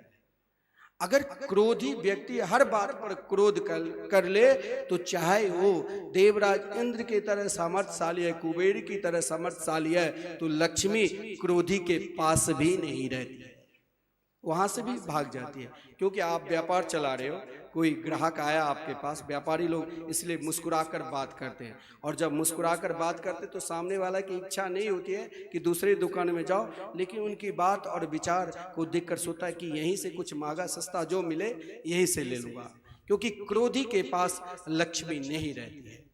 जैसे दुर्वासा ऋषि को देखकर लक्ष्मी आगे बढ़ी। अब आया कौन? अब आगे भोलेनाथ, भोले शंकर जी। शंकर जी को देखकर लक्ष्मी जी ने कहा महाराज साक्षात भोलेनाथ है, चरणों में प्रणाम। क्या बोले? लेकिन सब कुछ तो इनमें गुण है, एक अवगुण है। क्या? तो चिता के भस्म लगा रखे हैं, मुंड के माला पहन रखे हैं, यहाँ भी रहना ठीक नहीं। वेशभूषा है ही नहीं तो आप व्यापार कैसे चला लोगे? इसीलिए व्यापारी बढ़िया वस्त्र पहन कर जाते हैं, सोने के चेन लगाकर, ताकि लोग हमें देखें, क्योंकि व्यापारी की करना पड़ता है। क्योंकि अगर आप दुर्गंध युक्त वस्त्र, गंदे वस्त्र पहन कर रहोगे तो वहां भी लक्ष्मी नहीं रहती है। जब लक्ष्मी आती है तो स्वयं को भी लक्ष्मी की तरह पवित्र होकर, सुंदर होकर बैठना चाहिए। अब भाई लक्ष्मी को आगे कौन पड़ा? तो देवराज इंद्र विशाल सोने के सिंहासन पर बैठे हैं। बोले इंद्र के अंदर सब गुण हैं, लेकिन ये महान कामी है, इसने अपनी पत्नी को छोड़कर अनेक अप्सराओं को बुला लेते हैं। इनको कभी भी इनके अंदर अपने इंद्रियों पर विश्वास नहीं है, ऐसे व्यक्ति के पास भी नहीं रहना चाहिए। व्यापारी को सर्वप्रथम धैर्य रखना चाहिए। ये लक्ष्मी कहाँ रहती है, इसीलिए व्यापारी के पास अधिक क्योंकि व्यापारी के अंदर धैर्य भी होता है। यदि धन नष्ट भी हो जाता है, फिर धैर्य के कारण पुनः अर्थोपार्जन कर लेता है, पुनः उससे भी श्रेष्ठ धन को उपार्जन कर लेता है। लेकिन देव राजेंद्र में ऐसी आदत नहीं थी, उनके अंदर अपने इंद्रियों पर विश्वास नहीं था, इसीलिए लक्ष्मी जी वहां भी नहीं रही। लक्ष्मी जी आगे बढ़ती है तो आगे महाराज असुर सम्राट राजा बलि विराजमान का, इनमें सब कुछ गुण है लेकिन एक अवगुण है, ये दूसरों को मारकर दूसरों का धन छीनते हैं। ऐसे व्यक्ति के पास भी नहीं रहना चाहिए जो दूसरों को कपट से छल से धन ले लेते हैं, वहाँ भी लक्ष्मी नहीं रहती है। यानी असुर सम्राट को भी छोड़ दिया, लक्ष्मी सीधे समुद्र के किनारे जहाँ भगवान नारायण चारों तरफ देख रहे थे और स्वयं को मुस्कुरा रहे थे अपने स्वरूप में, वहीं पर लक्ष्मी जी जाकर भगवान नारायण के गले में वरमाला पहना दिया। बोले लक्ष्मी नारायण भगवान की। यानी लक्ष्मी को रखना है तो आपके घर के परिवार के कोई कमजोर है उसे भी देखना चाहिए, सबको देखना चाहिए, सबसे प्रेम भाव रखना चाहिए। आज हमारे पूनम चंद भुत्रा जी के प्रेम है तब ना इतने लोग आए हैं तीर्थ स्थान में। बहुत लोगों को पता भी नहीं होगा कि सुख तीर्थ सुखताल क्या है। तो सभी को देखना चाहिए, चाहे छोटे हो बड़े हो, सभी को आदर करना चाहिए। महाराज समुद्र से अनेक प्रकार के रत्न निकलते हैं। स्वयं भगवान धन्वंतरी अवतार लेकर अमृत का कलश लेकर जब अवतार लेते हैं तो भगवान के उन सुंदर रूप को देखकर, अमृत को देखकर असुर सम्राट सब के सब मोहित हो गया। और महाराज असुर जब मोहित हुआ तो भगवान धन्वंतरी से अमृत लेकर स्वयं आपस में लड़ने लग गए, लेकिन देवता सब की सब घबरा गए। देवता जो ही घबराया सब भगवान के स्मरण करने लगे। भगवान का स्मरण किया तो जो ही विपत्ति में भगवान के स्मरण की, क्योंकि गुरुदेव ने कहा था कि देखो अमृत प्राप्त कर घबराना भी नहीं। महाराज घबराए नहीं, भगवान का स्मरण किया, तुरंत भगवान वहां पर मोहन से मोहनी रूप धारण कर और उन असुरों को मोहित कर देवताओं को अमृत पान कराया। जिन अमृत पान करने के वक्त सूर्य और चंद्र के बीच में राहु नाम के असुर छुप गया था। महाराज अमृत तो पान कर लिया, लेकिन सूर्य और चंद्र ने इशारा की, भगवान ने तुरंत मोहनी से मोहन बनकर अपने चक्र सुदर्शन के माध्यम से राहु को काटने की कोशिश की, लेकिन वो अमृत तब तक पान कर चुका था, जिसके कारण राहु दो रूप में हो गए, राहु और केतु। अब देवता लोग ने उन्हें स्थान दे दिया, देवतुल्य स्थान। असुर होकर भी भगवान की शरणागति स्वीकार कर ली, यानी अमृत पान कर लिए, जिस कारण महाराज उन्हें देवतुल्य स्थान मिला। और आज भी जब नवग्रह की पूजा होती है तो राहु और केतु के भी हम सब पूजा करते हैं, क्योंकि भगवान ने उन्हें स्थान दिया। भगवान के विलक्षण भोलेनाथ को मोहनी रूप धारण किया। लेकिन एक बात देख लीजिए, देवता अमृत पान किए और असुर लोगों को अमृत नहीं मिला, क्योंकि विशाल देवासुर संग्राम हुए, देवताओं को विजय श्री मिली और असुरों को हार, यानी सब के सब मूर्छित हो गए थे।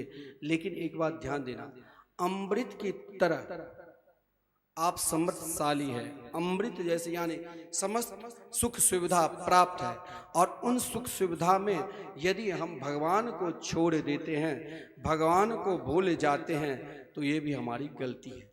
जैसे देवताओं ने अमृत को तो पान कर लिया, लेकिन अमृत पान करने के बाद भगवान को ही छोड़ दिए, सब अपने मौज मस्ती में रहने लगे। हमने परिश्रम की तो हमें अमृत मिला, लेकिन असुर सम्राट और राजा बलि ने, महाराज शुक्राचार्य जी ने जो मूर्छित हो गया था उन्हें तो स्वस्थ किया, लेकिन महाराज बलि अपने सद गुरुदेव शुक्राचार्य जी के परम अनुयायी हुए।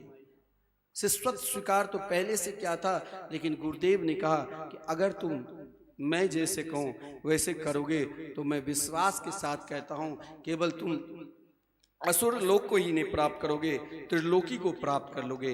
राजा बलि ने कहा ठीक है। कहा 3 काम करो। पहला, गौ की सेवा। गौ सेवा में, देसी गौ की सेवा में, गौ की सेवा जैसे कोई धर्म भी नहीं। गौ माता की सेवा करो। और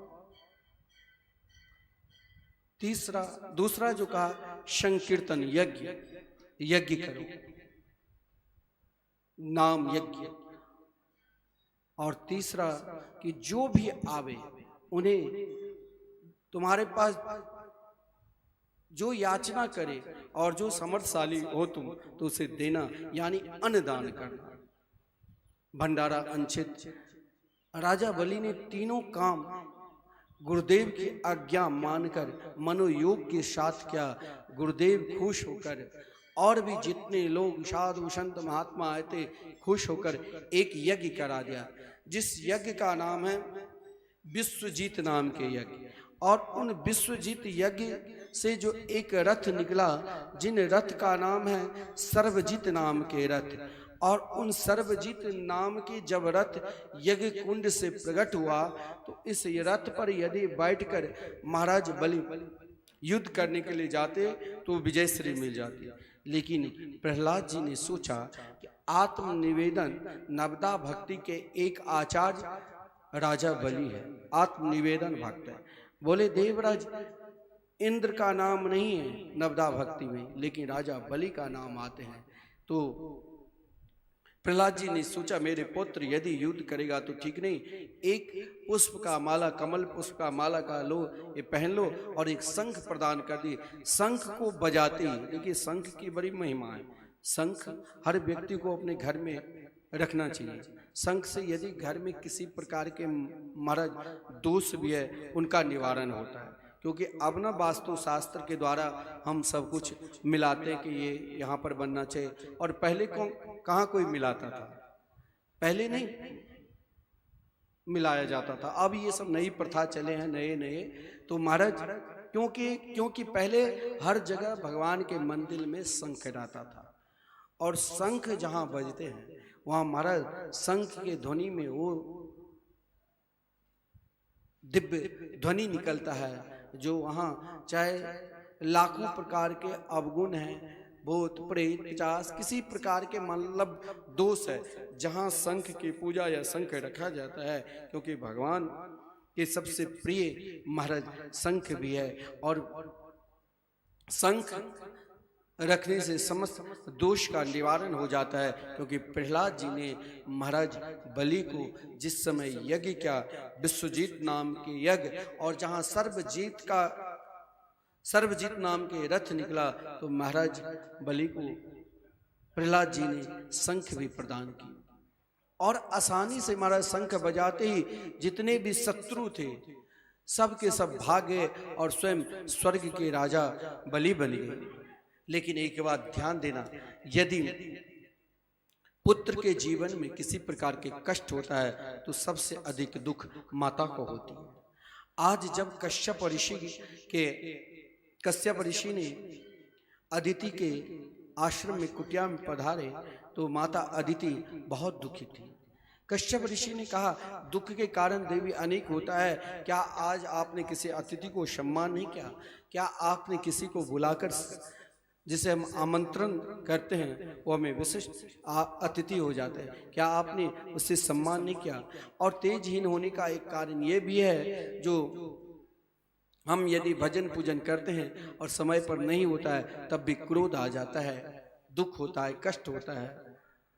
अनेक प्रकार के प्रश्न कर दिया, लेकिन माता अदिति ने कही कि मैं किसी के अनित नहीं सोचती हूँ, मैं केवल यही चाहती हूँ कि मेरे पुत्र का जो धन नष्ट हो गया है ये दोबारा आ जाए, ऐसा कोई मेरे घर में पुत्र आवे ताकि वो आकर और मेरे पुत्र का धन को लौटा दे।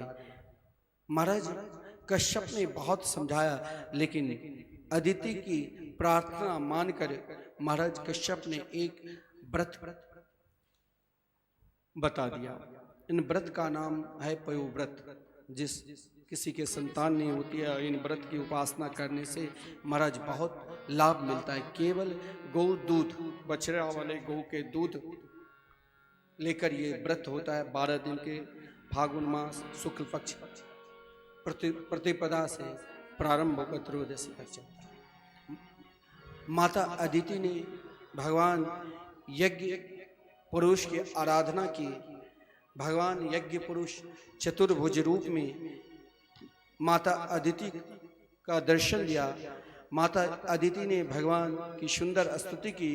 यज्ञ स यज्ञ पुरुषाच्युत तीर्थ पाद तीर्थ श्रवण मंगल नाम ध्येय, भगवान की सुंदर स्तुति की और यही प्रार्थना की, हे प्रभु आप मेरे घर में अवतार लो।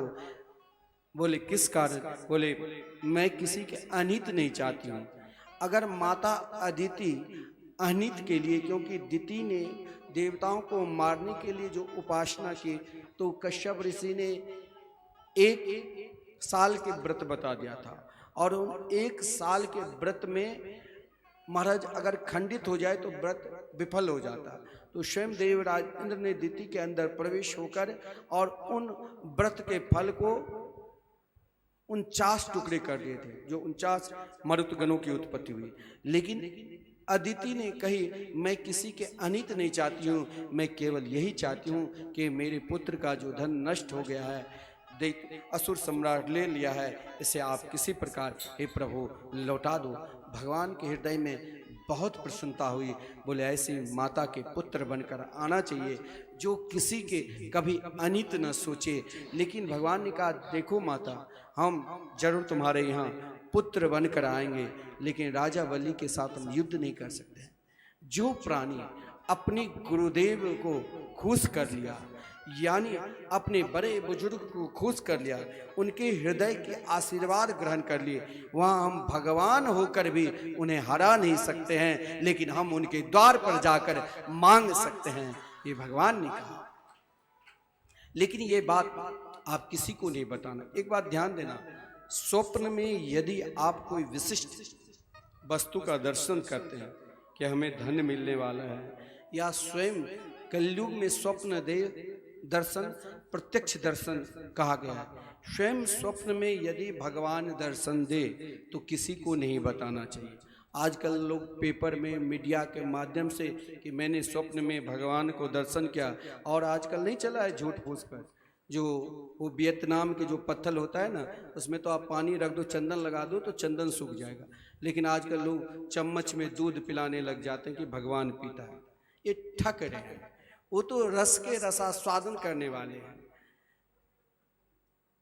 ऐसा पत्थर भी है जो पी लेते भाई, गिरा देते, भगवान पी रहे हैं। यदि स्वप्न में हम पिला रहे हैं भगवान को दूध, भगवान को लाड लड़ा रहे हैं, गोपाल जी को, जैसे हम अपने लाल को, पुत्र को लाड लड़ाते हैं, यदि हमें गोपाल जी प्रत्यक्ष स्वप्न में यदि दर्शन दे तो अपने हृदय में रखना चाहिए। आजकल लोग पेपर, मीडिया के माध्यम से मैंने भगवान को दूध पिलाया, मैंने भगवान को भोग लगाया, भगवान खा लिए, सोच लेना कि ठक रहा है। इनके बनावटी प्रेम में मत जाना, क्योंकि स्वप्न का दर्शन अगर आप किसी को बता दोगे तो दोबारा नहीं मिलेगा। 3 बार भगवान छोड़ देते। यदि आपने बता केवल अपने सदगुरुदेव, वो भी गुरुदेव ब्रह्मनिष्ठ हो, भजनानंदी हो, उनको बताना चाहिए। क्योंकि स्वप्न में यदि भगवान दर्शन दे तो कभी किसी को बताना ही नहीं चाहिए। स्वप्न दर्शन प्रत्यक्ष दर्शन माना गया है, क्योंकि स्वयं भागवत में लिखा है नेतत् परस्मा अख्येयम पृष्ठयापि कथं चन सर्वं संपद्यते देवी देवगोह्यम सुसंवृतम। स्वप्न में यदि भगवान दर्शन दे, क्योंकि भगवान नारायण स्वयं अपनी माता अदिति से कही, अदिति माँ, ये जो यज्ञ स्वरूप में मेरे को दर्शन किया है आप किसी को बताना नहीं। देवता लोग भी भगवान की स्तुति की कि आप शीघ्र अवतार लीजिए, शीघ्र अवतार लीजिए। इधर प्रातः काल जब हुआ, लेकिन अगर स्वप्न में भगवान के दर्शन किए तो अपने आप हृदय में प्रसन्नता हो जाती है। कोई आप श्रेष्ठ चीज स्वप्न में दर्शन करोगे तो प्रातःकाल जगते ही उन चीज का याद आकर अपने आप प्रसन्नता होती है। आज माता अदिति की प्रसन्नता कश्यप ऋषि ने समझ गया। कश्यप ऋषि ने नेत्र बंद करके देखा, कहा देवी तुम धन्य हो, क्योंकि साक्षात परब्रह्म परमात्मा मेरे घर में पुत्र के रूप में आ रहे हैं। हम भी अपने आप को धन्य हो गए, आप जैसी पत्नी प्राप्त कर आपने हमें कृष्ण से मिला दिया। और देखिए आज भादो मास बहुत प्रिय है, क्योंकि भादो मास में श्री बलदेव भैया अवतार लेते हैं, भादो मास में श्री कृष्ण आते हैं, और भादो मास में भगवान वामन के अवतार लेते हैं। भादो मास शुक्ल पक्ष द्वादशी तिथि ठीक दिन के 12 बजे भगवान माता अदिति के हृदय रूपी सिंहासन से प्रकट हुए। बोले वामन भगवान की जय। आज अभी हम वामन भगवान के प्रागट्य की कथा ही श्रवण कराएंगे, उनकी झांकी के दर्शन करेंगे और भजन के भी आनंद लेंगे। और संध्या समय इन कथा के विस्तार पूर्वक और श्री राम कथा। और आज हमारे जो मुख्य यजमान हैं श्री पूनम चंद्र जी, उन्हें कहा कि आज भगवान को प्रागट और कल हम भगवान के बधाई गान करेंगे। कल आप जिस किसी को गोपी बनना है, देखिए गोपी सब बन कराना, अपने माथे पर बधाई लेकर और भागवत भगवान पर खूब बधाई चढ़ाना और यहाँ से भी लेना, और जो हमारे ब्रजवासी लोग आए हैं इनको भी खूब देना। आज माता अदिति और महाराज कश्यप अपने आप को धन्य मान रहे हैं। महाराज यहाँ भगवान के यज्ञों पवित्र संस्कार का वर्णन नहीं है, लिखा है तम बटो वामनम दृष्ट्वा मोदमाना महर्षय। भगवान वामन के सुंदर स्वरूप को देखकर समस्त ऋषि मुनि भगवत प्रेमी सब के सब धन्य मानने लग गए। बोले वामन भगवान की जय, वामन भगवान की जय। आज वामन भगवान की इतनी सुंदरता है तो वामन भगवान के सीधे यज्ञोपवित संस्कार का वर्णन है। माता अदिति ने वामन भगवान के कोपिन पहनाई और स्वयं देव गुरु बृहस्पति ने गुरु बनकर यज्ञोपवित संस्कार धारण कराया और स्वयं महाराज सूर्य देव ने गायत्री मंत्र प्रदान की और महाराज स्वयं छत्र, कुबेर ने छत्र दिया, ब्रह्मा जी ने कमंडलू दी, सप्त ऋषि ने कुशा का आश्रम दी और स्वयं माता सरस्वती ने जप माला दिया, अन्नपूर्णा ने पात्र दे दिए। और आज वामन भगवान केवल राजा बलि के द्वार पर नहीं, हम सब के पास आएंगे और सबका कल्याण करेंगे। और भाव के साथ समस्त देवता नाच रहे हैं, गा रहे हैं और पुकार रहे हैं कि वामन भगवान की सुंदरता देखो, क्या वामन अंगुल के भगवान आज भेष बनाया है साक्षात वामन के रूप में। कितना सुंदर है वो, कितना प्यारा है श्रृंगार तेरी ले नजर उतार, कितना प्यारा है, ओहो कितना प्यारा है श्रृंगार तेरी ले नजर उतार, कितना प्यारा। देखिए एक बात ध्यान देना, वामन भगवान को राजा बलि पूजन करेंगे, आप सब भी पूजा, हमारे मुख्य जजमान भी पूजन करेंगे, आप सब पूजन करना। और पूजन के पश्चात सबके पास वामन भगवान जाएंगे तो सर्वप्रथम आज सब झूमना नाचना आनंद लेना। तो आइए हम भगवान वामन की सुंदरता के पहले वर्णन करते हैं और फिर कैसे राजा बलि के द्वार पर जाएंगे ये भी वर्णन। ओहो कितना प्यारा है श्रृंगार तेरी ले नजर उतार, कितना प्यारा है, ओहो कितना प्यारा है श्रृंगार तेरी ले नजर उतार, कितना प्यारा है, ओ हाँ ले नजर उतार तेरी ले नजर उतार, कितना प्यारा है, ओहो कितना प्यारा है श्रृंगार तेरी ले नजर उतार, कितना प्यारा है।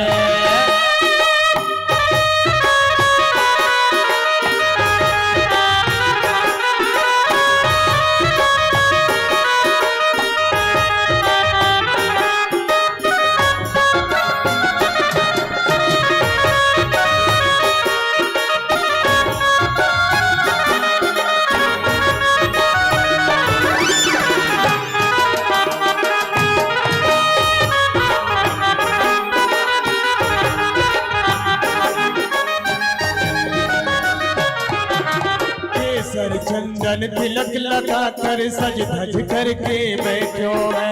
केसर चंदन तिलक लगा कर सज धज के बैठो है। केसर चंदन तिलक लगा कर सज धज करके बैठो है। केसर चंदन तिलक लगा कर सज धज करके बैठो है। लग गए तेरे चार चांद जो पहले तूने हार, कितना प्यारा है दादे हो कितना प्यारा है श्रृंगार, तेरी ले नजर उतार कितना प्यारा है। सांवरिया सेवा करते रहिए। सांवरिया तेरा चेहरा चमकदार है। सांवरिया तेरा चेहरा चमकदार है। तेरा कीर्तन बहुत बड़ा दरबार महकता है। तेरा कीर्तन बहुत बड़ा दरबार महकता है। कितना प्यारा है श्रृंगार, तेरी ले नजर उतार कितना प्यारा है। हो कितना प्यारा है श्रृंगार। भगवान वामन की सुंदरता को देखकर महाराज सब इतने मोहित हो गए। और जब यज्ञोपवीत संस्कार हुआ और माता अदिति ने जब भिक्षा दी कि दो गुरुदेव को, तो गुरुदेव ने कहा बहुत कम भिक्षा है, मुझे ज्यादा चाहिए। बोले कहाँ मिलेंगे? बोले जाओ नर्मदा नदी के पूर्वी तट पर महाराज बलि ने 100 अश्वमेध यज्ञ करने का संकल्प लिया है, वहां पर तुम्हें जरूर भिक्षाटन मिलेंगे। भगवान वामन अपने माता अदिति के चरणों में प्रणाम किया और अपने पिता के चरणों में प्रणाम करते हुए वामन भगवान सीधे भिक्षाटन के लिए जा रहे हैं। महाराज वामन भगवान के सुंदर स्वरूप को देखकर आज सब के सब मोहित हो गए। जो देखता था वामन भगवान के रूप महाराज मोहित। और स्वयं राजा बलि ने जब उन अलौकिक रूप को देखा राजा बलि, तो राजा बलि स्वागत कर रहे हैं। साथ में महाराज विंध्यावली है, ऋषि मुनि है, सब के सब महाराज वामन भगवान के स्वागत के, वामन भगवान के अलौकिक रूप को देखकर कहा स्वागतम ते नमस्तुभ्यं ब्रह्मन् किं करवाम ते। ब्रह्मर्षीणां तपसाक्षात् मन्ये त्वार्ये वपुर्धरम्। अद्य न पितरस्तृप्ता अद्य न पावितं कुलम्। अद्य सृष्ट क्रतुरयं यद भवानागृतो गृहान्। देखिए भगवान को देखकर और भगवान को जैसे हम समर्पित करते हैं तो उस समय ये मत सोचना हमने बहुत कुछ दिया। स्वयं राजा बलि, उनकी पत्नी विंध्यावली, ऋषि मुनि सब के सब स्वागत कर रहे हैं। और महाराज आज वामन भगवान जो वामन का भेष बनाकर आज राजा बलि के द्वार पर आए और सब पुकार रहे हैं। क्या कितने सुंदर इनके स्वरूप है। और वामन का भेष प्रभु आज बनाकर राजा बलि के द्वार पर जा रहे हैं। और सबके द्वार पर भगवान आज जाएंगे अपने परम प्रिय भक्त के द्वार पर। और हम सब भाव के साथ पुकारते रहिए। हरि वामन का भेष बनाए बलि राजा के द्वारे आए। हरि वामन का भेष बनाए बलि राजा के द्वारे आए। हरि वामन का भेष बनाए बलि राजा के द्वारे आए। हरि वामन का भेष बनाए बलि राजा के द्वारे आए।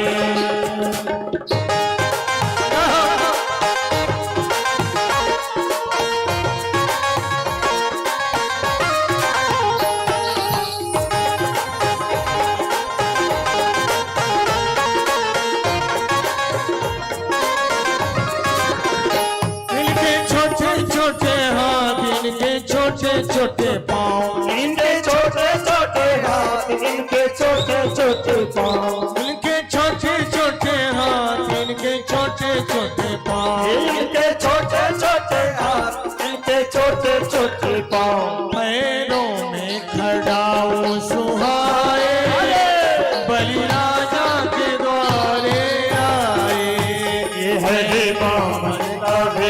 कैसे बनाए बलि राजा के गाए